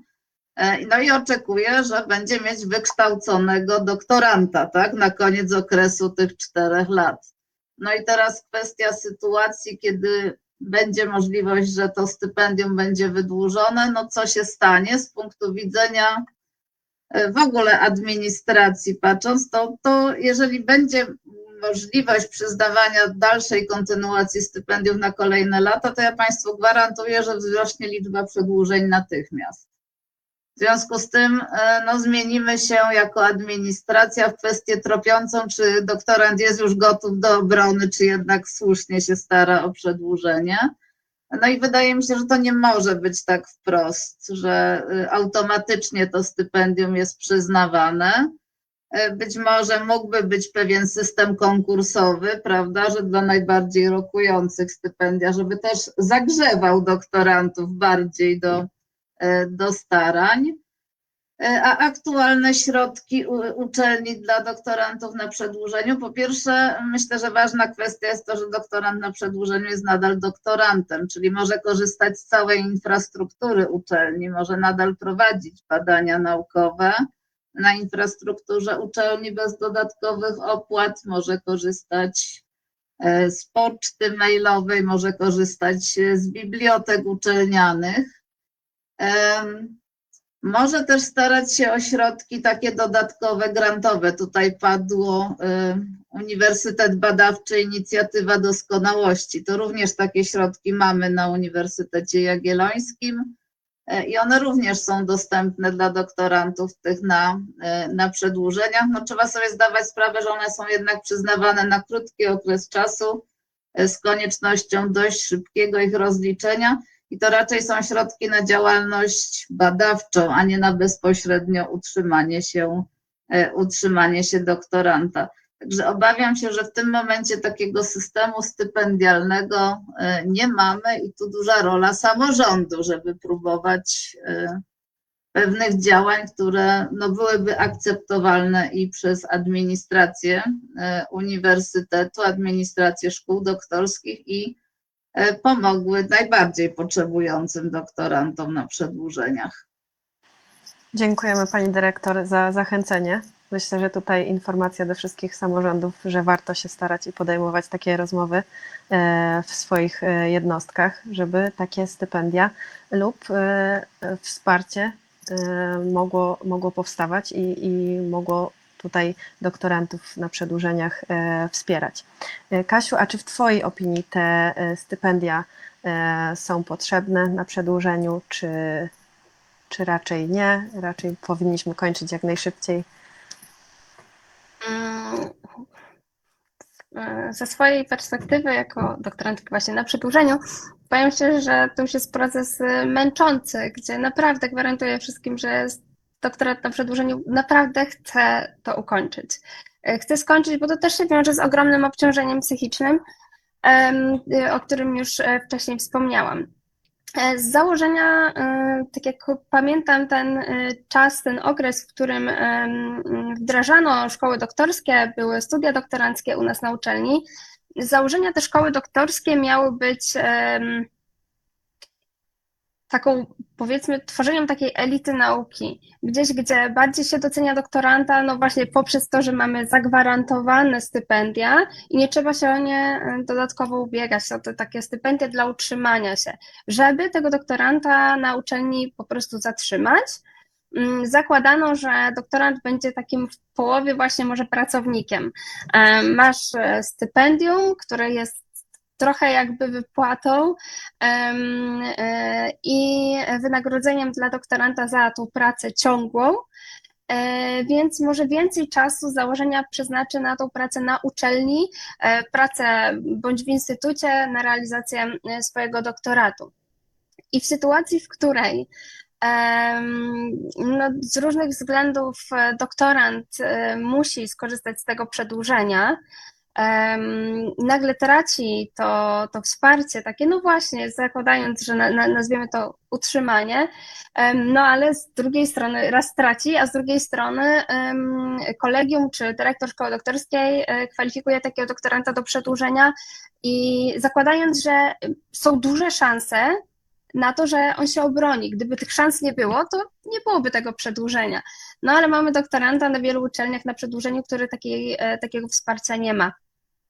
Oczywiście możemy tutaj dyskutować i słusznie na ten temat, że to już jest zaawansowany doktorat, zaawansowane prace, mamy już ukończone badania, bądź część tych badań i już widzimy koniec tych prac, jednakże potrzebujemy większej przestrzeni na przygotowanie różnego rodzaju czy artykułów naukowych, czy samej dysertacji, jednakże no, pozbawienie doktoranta środków na utrzymanie będzie skutkowało tym, że doktorant musi szukać czy wrócić na więcej etatu, na więcej pracy w innym zakresie. Więc tutaj mam takie rozerwanie w tym temacie. Sama jestem doktorantką na przedłużeniu i u mnie nie ma stypendium na przedłużeniu na uczelni. Oczywiście staramy się. Mamy inną formę wsparcia, którą tutaj samorząd wypracował, tak to możemy nazwać. Będziemy mieć jednorazowe wsparcie takiego doktoranta, to będzie stypendium dyrektora szkoły doktorskiej. Zawsze coś, lepiej coś niż nic faktycznie, więc takie wsparcie powstanie. Tutaj kwestia kwoty jest jeszcze do ustalenia przez dyrektora i możliwości budżetowe uczelni, ale zauważono taką potrzebę, co już jest bardzo istotne i to już jest coś, nad czym można pracować. Już mamy wstępne pozwolenia, teraz kwestia dopracowania regulaminu. Tych doktorantów na przedłużeniu wielu nie ma, więc może będzie taka sytuacja, mam nadzieję, że wszyscy ci doktoranci na przedłużeniach dostaną jakieś nawet jednorazowe wsparcie. Dziękuję. Dziękuję, Kasiu. Temat finansowania jest trudny, ale jak widzimy, można tutaj wypracować kompromis i jest światełko w tunelu również dla doktorantów na przedłużeniach. Chciałabym dopytać o inną kwestię, Wojtku. Jak wygląda aktualnie sytuacja w okresie przedłużenia? Czy można zawiesić kształcenie z innego tytułu niż rodzicielstwo? Czy mógłbyś nam przedstawić tutaj aktualne założenia w tym temacie?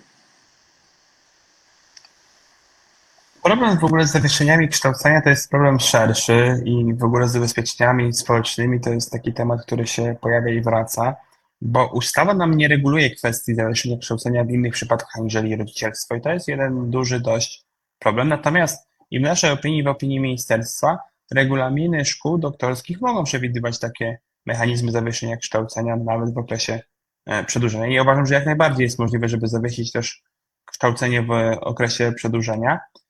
Tylko trzeba zapoznać się z regulacjami wewnętrznymi, które obowiązują w danej jednostce, więc my nie możemy powiedzieć, uogólnić, że powinno to wyglądać tak i tak, bo to znowu tu akurat mamy tą autonomię. I tu jest ta autonomia, że jednostka może sobie pewne rzeczy ustanowić. Natomiast no, ja uważam, że jak najbardziej jest możliwe, żeby zawieszenie kształcenia też w okresie przedłużenia kształcenia w szkole doktorskiej było możliwe i już wpływały gdzieś tam do mnie takie zapytania, czy takie nieformalne kwestie, że zaczynają być z tym problemy, bo szkoły doktorskie nie wiedzą, czy mogą zawiesić też to kształcenie w czasie przedłużenia, czy też nie, no bo tak jak mówię, regulacje prawa powszechnie obowiązującego nie dają na to odpowiedzi, natomiast ja uważam, że tak i powinno być to możliwe, ale warto byłoby to dobrze uregulować w regulaminie szkoły doktorskiej, tak żeby po pierwsze była taka świadomość prawna i pewność prawa ze strony społeczności doktoranckiej, a po drugie, żeby władze szkoły doktorskie miały też jasną i klarowną sytuację w zakresie tego, co powinny zrobić, bo ja wiem, że domyślam, że to nie są czasami proste decyzje, jak postąpić w danych sytuacjach i następują konsultacje z prawnikami, którzy pewnie też mówią, że nie na pewne rzeczy nie mamy odpowiedzi, więc warto się nad tym zastanowić i to uregulować. I to pokazuje nam też, że my nie jesteśmy w stanie stworzyć idealnego regulaminu szkoły doktorskiej. Przecież na początku kształcenia szkoły doktorskiej nikt nie pomyślał, że taki problem może się pojawić. A teraz idziemy dalej, tak? Przebiegamy przez to kształcenie, no to pojawiają się coraz to nowe problemy, którym musimy stawić czoła i to jest myślę jeden z takich problemów, natomiast w mojej ocenie można takie kształcenie również na przedłużeniu zawiesić, tylko muszą być odpowiednie regulacje w regulaminie szkoły doktorskiej. Dziękuję, Wojtku. Chciałabym dopytać pani dyrektor, jak z punktu widzenia regulaminu szkół doktorskich Uniwersytetu Jagiellońskiego to wygląda? Czy jest taka regulacja uwzględniona, czy jeśli nie ma, w pani opinii powinna być tutaj uwzględniona właśnie taka regulacja dotycząca zawieszenia kształcenia z innego tytułu niż rodzicielstwo w trakcie przedłużenia? Akurat ta kwestia była wielokrotnie dyskutowana, bo jak mamy już 5 lat doświadczenia szkół doktorskich, to oczywiście sytuacje, których to doktorant nawet chciałby zawiesić kształcenie, na przykład z powodu długiej choroby, prawda, z przewidywanym no, dobrym zakończeniem, ale wymagającym teraz, żeby poświęcił się leczeniu i rehabilitacji, a nie prowadzeniu badań naukowych. No, radcy prawni akurat Uniwersytetu Jagiellońskiego Collegium Medicum mówią wyraźnie, że w ustawie przewidziana jest tylko jedna sytuacja, w której może dojść do zawieszenia kształcenia i to są właśnie sytuacje związane z rodzicielstwem. Myślę, że powinna ustawa dopuszczać większą tutaj dowolność, że powinna być również dopuszczona przez ustawę możliwość, że doktorant przez jakiś czas zawiesza wypłacanie stypendium, że występuje doktorant o takie zawieszenie wypłacania stypendium. No i trzecia sprawa, i to już jest bardzo trudne, bo to jest pewnie też kwestia z Zakładem Ubezpieczeń Społecznych, czy doktoranci nie powinni mieć prawa do zasiłku chorobowego, zwłaszcza przy takich no, długoterminowych problemach zdrowotnych, bo tutaj nie mówimy o 3-4-dniowej grypie, tylko mówimy o sytuacji, kiedy rzeczywiście dana osoba, czy to, no najczęściej są to sytuacje do wypadków komunikacyjnych na przykład, prawda, albo związanych ze sportem, to takie żeśmy obserwowali, kiedy no, bardzo trudno uczestniczyć w zajęciach, bardzo trudno prowadzić w takiej sytuacji badania naukowe i naprawdę to zawieszenie kształcenia i zawieszenie na ten czas wypłaty stypendium to byłaby kwestia wręcz oczekiwana przez doktoranta. No i na razie regulamin szkół doktorskich no nie zawiera takich regulacji, bo byłoby to ocenione jako sprzeczne z ustawą, ale no, jak już słychać w mojej wypowiedzi, dyskutujemy na bieżąco z pozostałymi dyrektorami szkół doktorskich i z innymi przedstawicielami władz Uniwersytetu Jagiellońskiego, że jednak tutaj powinny być te możliwości większe. Dziękuję pani dyrektor. Widzę, że Wojtek chciałby udzielić odpowiedzi w tym zakresie. To temat aktualny, zapraszam. Tak, króciutko ad vocem, pani profesor. My pracujemy nad tym, żeby faktycznie była możliwość tych zasiłków. To jest jakby pierwsza rzecz, którą jak ja zostałem rzecznikiem już jakiś czas temu, zgłosiłem, że te regulacje są łagodnie mówiąc niedoskonałe w tym zakresie. Jest ta opinia Zakładu Ubezpieczeń Społecznych, która nie jest korzystna dla doktorantów, bo w dalszym ciągu jest wypłacane stypendium, a nie zasiłek. Ja mam nadzieję, że przy najbliższej nowelizacji ustawy to się w końcu uda zmienić, bo jakby mamy przychylność ze strony ministerstwa i myślę, że to jest bardzo istotne i faktycznie mam nadzieję, że to zagadnienie zostanie doprecyzowane tak, żeby interesy społeczności doktoranckiej w jak najlepszy sposób zabezpieczyć. Dziękuję serdecznie. Kingo, chciałabym Ciebie dopytać, czy uważasz, że powinny być wprowadzone inne przesłanki tutaj do możliwości zawieszenia kształcenia w trakcie przedłużenia? Czy te wypadki, o których wspominaliśmy tutaj, również mogą mieć wpływ właśnie na wydłużenie tego procesu i rekonwalescencję? Wydaje mi się, że tak naprawdę nie mam nic więcej do dodania tutaj w tym temacie. Na pewno powinno być to poszerzone, na pewno by to bardzo ułatwiło rozwiązanie wielu i przede wszystkim nie stresowałoby doktorantów, że gdy coś się wydarzy, to nie wiem, co robić z danym tematem, czy jak kontynuować, nawet jeżeli ktoś bardzo chce kontynuować swoje badania, a na przykład zdarzenie losowe mu na to nie pozwala. Także nie pozostaje mi nic więcej, tylko zgodzić się z przedmówcami. Dziękuję. Kasiu, a czy Ty chciałabyś coś w tym zakresie odpowiedzieć? Czy są jakieś sytuacje w Twojej opinii, które mogą wpływać właśnie na to zawieszenie? Ja tylko dodam może jedno zdanie. Chciałabym podkreślić to, że myślę, że te kilka lat prac szkół doktorskich pokazało nam, że nie jesteśmy w stanie przewidzieć wszystkiego. Jesteśmy w stanie przewidzieć, nauczeni doświadczeniem swoich bliskich, że różnego rodzaju problemy zdrowotne mogą się każdemu przydarzyć, jakieś trudności związane z życiem osobistym, czy nowe wyzwania jak kwestia macierzyństwa, rodzicielstwa w ogóle.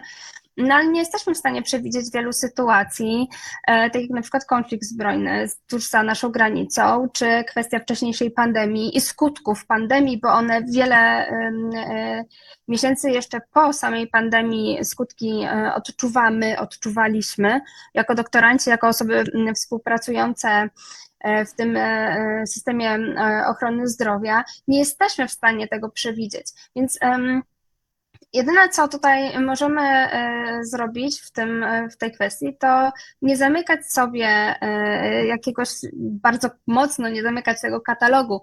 Należałoby określić ten katalog sytuacji, w której możemy jako doktoranci skorzystać z tego zawieszenia bądź przedłużenia, zawieszenia na przedłużeniu, ale nie zamykać go i wszystkie sytuacje, które mają doktoranci, traktować indywidualnie i jakoś to respektować w takim szerszym gronie. Także to tylko jeszcze podsumowując z mojej perspektywy. Dziękuję, Kasiu. Chciałabym zapytać teraz o temat też, który się zbliża, który już jest kontynuowany w naszych rozmowach. Przedłużenie terminu złożenia rozprawy doktorskiej, a ewaluacja szkół doktorskich. Czy udzielenie takiej zgody na przedłużenie wpływa negatywnie na wskaźnik skuteczności kształcenia w szkole doktorskiej? Chciałabym najpierw Wojtka zapytać, czy takie przesłanki są tutaj przedstawiane, czy będzie to negatywna ocena? No, odnosząc się do ewaluacji jakości kształcenia w szkołach doktorskich, musimy się odnieść do regulacji prawnych, które zawarte są w ustawie, w rozporządzeniu, a tak naprawdę wiele istotnych zagadnień znajdziemy w uzasadnieniu do rozporządzenia, gdzie zostało to bardziej szczegółowo opisane. Natomiast przechodząc do takich istotnych kwestii, takimi wskaźnikami szczegółowymi w zakresie skuteczności kształcenia doktorantów są terminowość kończenia kształcenia w szkole doktorskiej zgodnie z programem kształcenia, udział procentowy osób, który uzyskał stopień doktora po ukończeniu kształcenia w szkole doktorskiej w ogólnej liczbie doktorantów, którzy ukończyli kształcenie w szkole doktorskiej w okresie objętym ewaluacją, poziom osiągnięć naukowych lub artystycznych doktorantów, dokonywanie oceny jakości kształcenia w szkole doktorskiej przez doktorantów i sposób wykorzystania wyników monitoringu karier zawodowych osób, które kończyły kształcenie. Ja trochę to uprościłem i skracamy, natomiast widzimy, że ta skuteczność kształcenia doktorantów to jest troszkę szerzej rozumiane, niż mogłoby się to wydawać na taki pierwszy rzut oka.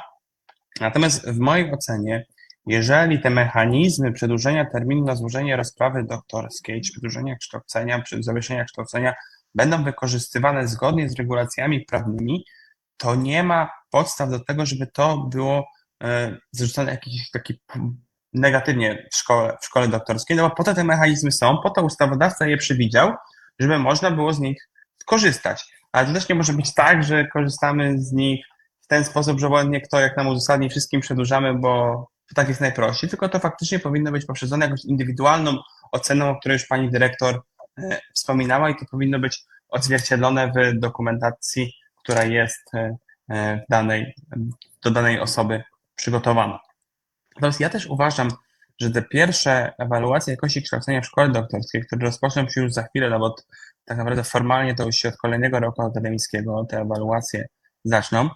Ja bym bardzo chciał, żeby to nie było, że tak, że przyjeżdżają eksperci i tylko starają się znaleźć, co było źle, co tutaj, jak to kolokwialnie mówiąc, troszkę znaleźć tylko błędy, które są w danej szkole doktorskiej, tylko żeby faktycznie spojrzeć na to kształcenie tak trochę z lotu ptaka, z taką zewnętrzną oceną, bo my pewnych rzeczy czasami nie widzimy w swoich rzeczach, które robimy. A jak przyjadą zewnętrzni eksperci, ja bym bardzo chciał, żeby to było w ten sposób, żeby oni powiedzieli, co zrobić, żeby ta jakość kształcenia była jeszcze wyższa, żeby skuteczność kształcenia była wyższa, żeby jeszcze więcej osób uzyskiwało stopień doktora, żeby ta jakość opieki promotorskiej była jeszcze wyższa, żeby to nie było traktowane jako taka kontrola, która przyjeżdża, przegląda dokumenty, tylko żeby faktycznie na to spojrzeć całościowo i żeby zwrócić uwagę na istotne elementy. I nawet jeżeli się okaże, że nie wiem, 1 czy 2 osoby dostały to przedłużenie terminu na złożenie rozprawy doktorskiej, albo ocenie tego eksperta zewnętrznego, no nie było podstaw,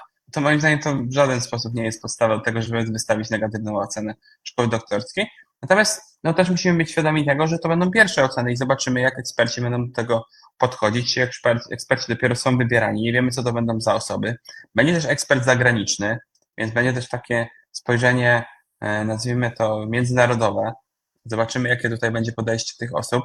Troszkę się tego obawiam, bo nie każdy rozumie dobrze specyfikę polskiego systemu szkolnictwa wyższego i nauki, więc mam nadzieję, że te osoby będą odpowiednio przygotowane.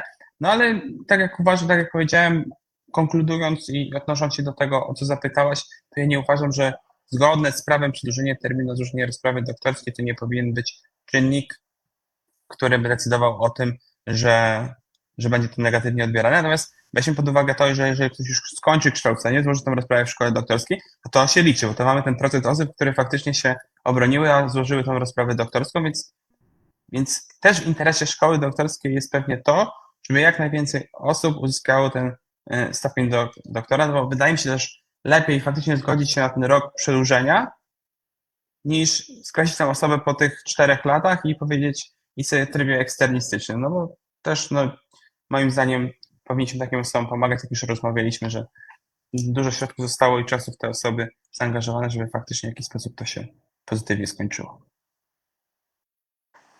Dziękuję Wojtku za przedstawienie swojego trybu i przygotowanie nas do tej nadchodzącej ewaluacji. Ja w kontekście tej ewaluacji chciałabym dopytać Pani Dyrektor, czy władze szkół doktorskich przygotowują się do tego i czy właśnie pod tym kątem patrzą na przedłużenia, czy jest to gdzieś tam właśnie powód do tego, żeby się zastanowić mocniej nad tym przedłużeniem danemu doktorantowi.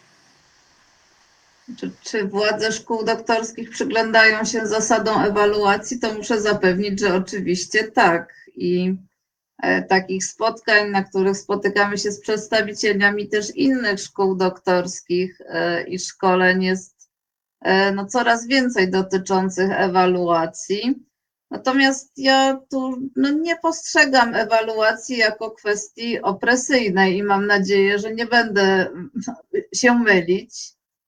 Bardziej uważam, że jest to bardzo dobra okazja, żeby raz na kilka lat przeglądnąć swoje osiągnięcia, wręcz tak to nazwę, osiągnięcia administracji, dyrekcji i Rady Szkół Doktorskich, ale też doktorantów w tworzeniu jak najlepszych warunków przygotowania rozprawy doktorskiej.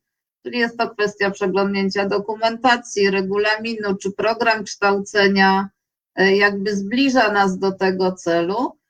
A cytowane tutaj wskaźniki, no to rozumiem, mają porównywać między sobą szkoły doktorskie, bo po to są też wskaźniki, żeby można było się porównać z innymi, ale też raczej w kontekście, co moglibyśmy jeszcze poprawić, czy można to zrobić lepiej. Nie wiemy jeszcze, kto będzie ekspertami, nie wiemy, kto przyjedzie z zagranicy.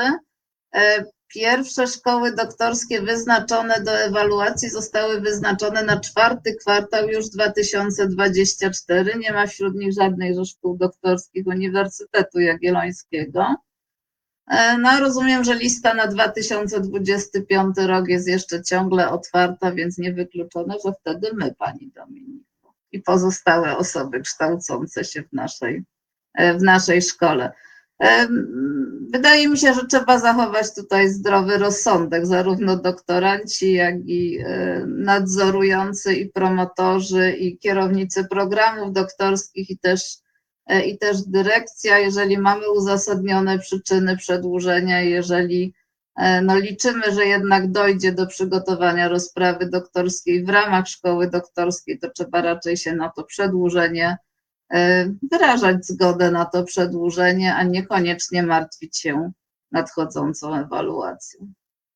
Bardzo dziękuję. Dziękuję Pani Dyrektor.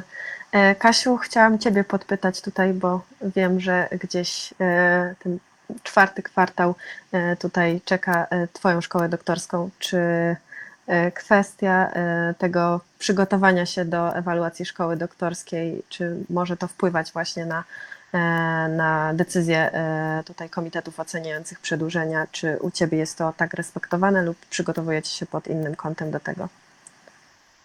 Dziękuję bardzo.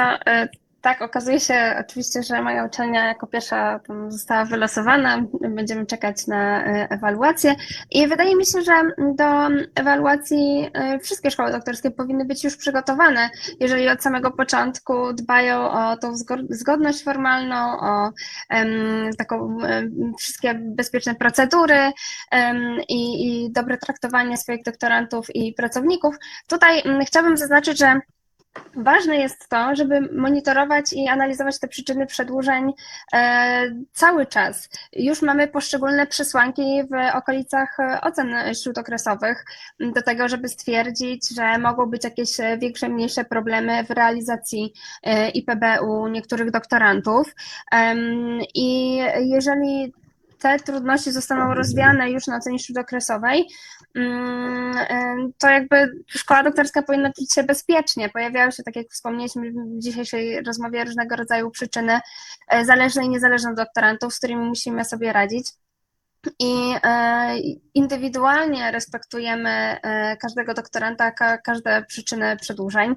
Jeżeli wszystko jest zgodne z procedurą, o której wspomniał tutaj Wojtek również, to uczelnia nie ma powodów, żeby czuć, żeby gdzieś to negatywnie może zostać respektowane przez komisję oceniającą uczelnię. Cieszę się bardzo, że zarówno w wypowiedzi pani dyrektor, jak i Wojtka zostało tutaj uwypuklony fakt, że właśnie to jest super okazja do tego, żeby się pochwalić. Każda uczelnia ma swoją specyfikę, każda uczelnia prowadzi swoje indywidualne, fajne badania doktorantów i to jest moment, w którym my chcemy to pokazać szerzej. Jakieś może dobre praktyki z tego na przyszłość dla wszystkich uczelni wydobyć, pokazać. No i mamy tutaj sytuację, w której do głosu zostaną także doprowadzone samorządy doktorantów. Będziemy mogli się wypowiedzieć o współpracy samorządu, kolegium szkoły doktorskiej, dyrekcji szkoły doktorskiej. Także to wszystko, na to wszystko mamy wpływ. I wydaje mi się, że jeżeli szkoła doktorska jest dobrze zarządzana od początku do końca, to w ogóle nie ma się czego bać, a wszystkie dokumenty należy przygotować w bardzo taki przystępny sposób. Mamy wytyczne, mam nadzieję, że tutaj zostaną wybrane osoby kompetentne, jest też szereg wymogów do tego, żeby eksperci tacy byli wybrani, więc ufając całemu temu systemowi, procedurze wyboru, wierzę, że osoby, które przyjdą moją uczelnię ewaluować, moją szkołę doktorską ewaluować w zakresie szkoły doktorskiej, wierzę, że to będą osoby otwarte, które będą po prostu chciały nas wysłuchać, zobaczyć i dostaniemy fajny feedback, na którym będziemy mogli pracować dalej i po prostu dalej w tej szkole doktorskiej się rozwijać. I wydaje mi się, że to jest cel ewaluacji, a właśnie nie jest celem to, żeby wynaleźć jakieś poszczególne, drobne sytuacje, które wszędzie mają miejsce, nawet w kwestiach jakichś formalnych i że to bardziej ta ewaluacja będzie taką wsparciową formą rozwoju, no a dla nas sytuacją, okazją do tego, żeby się pochwalić, co fajnego w szkole doktorskiej wprowadziliśmy, bądź jakie mieliśmy trudności i w jaki sposób sobie z nimi poradziliśmy. Także to jest okazja do podzielenia się tymi dobrymi praktykami. Dziękuję serdecznie, Kasiu, za ten głos. Chciałabym tutaj Państwa poprosić o, już przechodząc do małego podsumowania naszej rozmowy, o takie rady dla doktorantów na przedłużeniach lub osoby, które zastanawiają się nad tymi przedłużeniami, jak tutaj można rozwiązać swoją sytuację, jak ją wspomóc.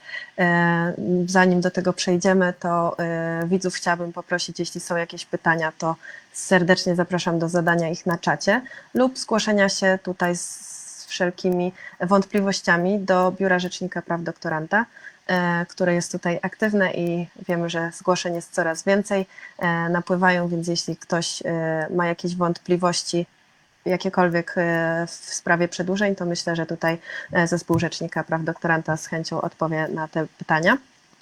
I myślę, wracając właśnie do tej rady dla doktorantów na przedłużeniach, bądź osoby, która się nad tym zastanawia. Kinga, czy chciałabyś coś przekazać tutaj w tej kwestii?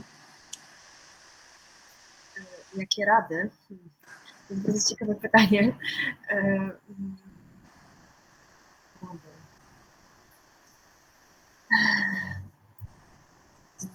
Rady lub słowo wsparcia, czy jest tutaj coś, co Ci się nasuwa? Ja mam nadzieję, że każdy doktorant, który składa wniosek lub ma zamiar złożyć wniosek o przedłużenie, to każdy to przedłużenie otrzyma i każdy, mimo swoich trudności, jakie napotkał w realizacji pracy doktorskiej czy pracy badawczej i wszystko jedno z jakiej to były trudności trudności jakiej to były natury, czy na przykład jakieś opóźnienia, czy była to w dostawach czynników, czy opóźnienia, czy nie wiem, nieotrzymanie grantu, czy była to po prostu pandemia, to że każdy doktorant finalnie otrzyma, czy po prostu otrzyma to przedłużenie i finalnie ukończy swój projekt, no bo do tego wszyscy dążymy. I tak naprawdę zachęcam wszystkich doktorantów, jeżeli rzeczywiście dalej się zastanawiają albo chcą poszerzyć swój warsztat badawczy, do po prostu składania wniosków grantowych i rozwoju dalszego tego tematu badawczego, nad którym pracujecie, bo to są 4 lata waszej indywidualnej, bardzo ciężkiej pracy, która szkoda, żeby po prostu gdzieś została zapomniana, więc rozwijajcie to, jeździcie na różne staże badawcze, starajcie się o współpracę międzynarodową. To jest moja tak naprawdę rada. I jeżeli otrzymacie takie przedłużenie, to wykorzystajcie to w jak najszerszym zakresie i korzystajcie z statusu doktoranta, składajcie wnioski o różne stypendia, wsparcia, wszystko, co jest dla was dostępne. W momencie, kiedy ten status posiadacie, po prostu warto o tym pamiętać. Dziękuję, Kinga. Kasiu, czy ty w krótkim zdaniu chciałabyś coś przekazać? Tak, w kontekście przedłużeń chciałabym podkreślić szczególnie osoby, które już mają gdzieś w głowie, już wszyscy doktoranci, którzy wiedzą, że z tego przedłużenia będą musieli skorzystać. Chciałabym podkreślić, że, bo mi takie uczucie towarzyszyło, uczucie jakiejś porażki, uczucie czegoś niezrealizowanego, może jakieś czasem poczucie wstydu, że coś, co zaplanowałam, coś się nie udało. Chciałabym utwierdzić wszystkich doktorantów, ja zostałam z tego skutecznie wyleczona, z takiego uczucia, że wszyscy wiemy, współpracując w zespołach badawczych, rozwijając się również samorządowo, że nie zawsze wszystko od nas bezpośrednio zależy, że są te wszystkie inne czynniki zewnętrzne, inne działania innych osób, innych ludzi, którzy no, mają pośredni bądź bezpośredni wpływ na naszą działalność, na nasz rozwój naukowy również i prowadzenie badań naukowych, więc to, że skorzystamy z przedłużenia, to jest nasze prawo. W żadnym wypadku nie jest to nasza porażka, w żadnym wypadku to nie jest nic złego. Wręcz fajnie, że możemy z takiego prawa skorzystać i zostać dłużej na tej uczelni w roli doktoranta i współpracować dłużej w naszych zespołach badawczych. I ważne jest tylko, żeby skorzystać z tego czasu, czy z roku, czy z 2 lat przedłużenia w sposób efektywny, żebyśmy wiedzieli, że mamy to wsparcie na dalszych tych torach realizacji doktoratu, a tego wsparcia, jeżeli nie okazuje nam najbliższe nasze otoczenie, pamiętajmy, że możemy szukać dalej. Mamy swoje samorządy szkół doktorskich, w których na pewno uzyskacie taką pomoc. Możemy iść dalej. Mamy krajową reprezentację doktorantów i tutaj jako członkini zarządu apeluję jeszcze raz, jeżeli doktoranci czy szkoły doktorskie mają różnego rodzaju problemy w zakresie realizacji badań czy interpretacji szeregu tutaj kwestii prawnych, ustaw czy regulaminów, zapraszamy do kontaktu. Mam nadzieję, że w każdej sytuacji jesteśmy w stanie Państwu pomóc. Jeżeli nie, na pewno znajdziemy taką osobę, która takiej rady Państwu udzieli. Także zapraszam do kontaktu i życzę powodzenia w realizacji dalszych badań. Dziękuję. Dziękuję, Kasiu. Wojtku, czy chciałbyś się podzielić swoim przemyśleniem tutaj dla doktorantów, którzy myślą lub są na przedłużeniach? Ja ze swojej tutaj działki chciałem zachęcić do zwiększenia swojej świadomości, prawda? Jest strona prawodoktoranta.pl, na której można znaleźć wiele informacji. Myślę, że to jest istotne, żebyśmy byli świadomi swoich praw i obowiązków, żeby nawet nie znać oczywiście tego regulaminu szkoły doktorskiej czy ustawy na pamięć, ale żeby czasami sobie ją przewertować, zobaczyć, gdzie możemy znaleźć istotne informacje, żeby później się nie zaskoczyć. Żeby się nie okazało, że potrzebowaliśmy jakiegoś dokumentu, którego teraz nie mamy, a zbliży nam się termin, gdzie musimy jakiś złożyć wniosek. Więc to jest bardzo istotne, żeby też te kwestie proceduralne znać, żeby o nie zadbać, żeby nie zrobić sobie niepotrzebnie problemów właśnie wynikających z takiego trochę naszego niedopatrzenia i niezapoznania się z pewnymi rzeczami. Także my też jesteśmy tutaj do Państwa dyspozycji. Na bieżąco staramy się też podejmować działania mające na celu właśnie też zwiększenie tej świadomości prawnej. Na tym nam bardzo zależy. Wkrótce rozpoczniemy projekt Lokalny Ambasador Praw Doktoranta. Kolejną edycję. Znowu będzie cały szereg materiałów, szkoleń, z którymi będzie można się zapoznać, więc już teraz zachęcam do tego, żeby z tego korzystać. Dziękuję, Wojtku. Również dołączam się do tej promocji Biura Rzecznika Praw Doktoranta i uświadamiania prawnego. Pani profesor, chcielibyśmy Panią poprosić tutaj o słowo podsumowania rozmowy, o ewentualne rady. No proszę Państwa, ja będę bardziej chodzić po ziemi. Mierzmy siły na zamiary, zwłaszcza jak jesteśmy na przedłużeniu i pamiętajmy, że już to są tylko 2 lata do momentu, jeżeli wykorzystamy cały ten czas przedłużenia, to są 2 lata do momentu, kiedy rozprawa doktorska musi być gotowa i złożona, więc żeby ją złożyć jeszcze jako doktorant szkoły doktorskiej, to te 2 lata muszą być bardzo dobrze przemyślane. I trzeba bardzo przemyśleć zadania badawcze, jeżeli są jeszcze jakieś do zakończenia. żeby je rzeczywiście zrealizować i zostawić sobie jeszcze czas na przygotowanie publikacji. Nawet jeżeli decydujemy się na pisanie monografii, to też zajmie czas, obliczenia, baza danych. Więc no, nie planujmy na całe 24 miesiące tylko i wyłącznie zadań badawczych. No i słowo pokrzepienia życzę wszystkim, którzy zaczynają karierę jako doktoranci, żeby terminowo kończyli i żeby te przedłużenia nie były wcale potrzebne. Bardzo dziękuję. Dziękujemy serdecznie za to słowo pokrzepienia. Chciałam serdecznie podziękować tutaj Państwu za obecność, za swój głos w dyskusji. Myślę, że możemy powoli kończyć. Jeśli się pojawią jakieś pytania, tak jak mówiliśmy, zapraszamy do kontaktu. Krajowa Reprezentacja Doktorantów i Biuro Rzecznika Praw Doktoranta jest do Państwa dyspozycji. Dziękuję serdecznie za rozmowę i za transmisję. Dziękuję widzom za oglądanie.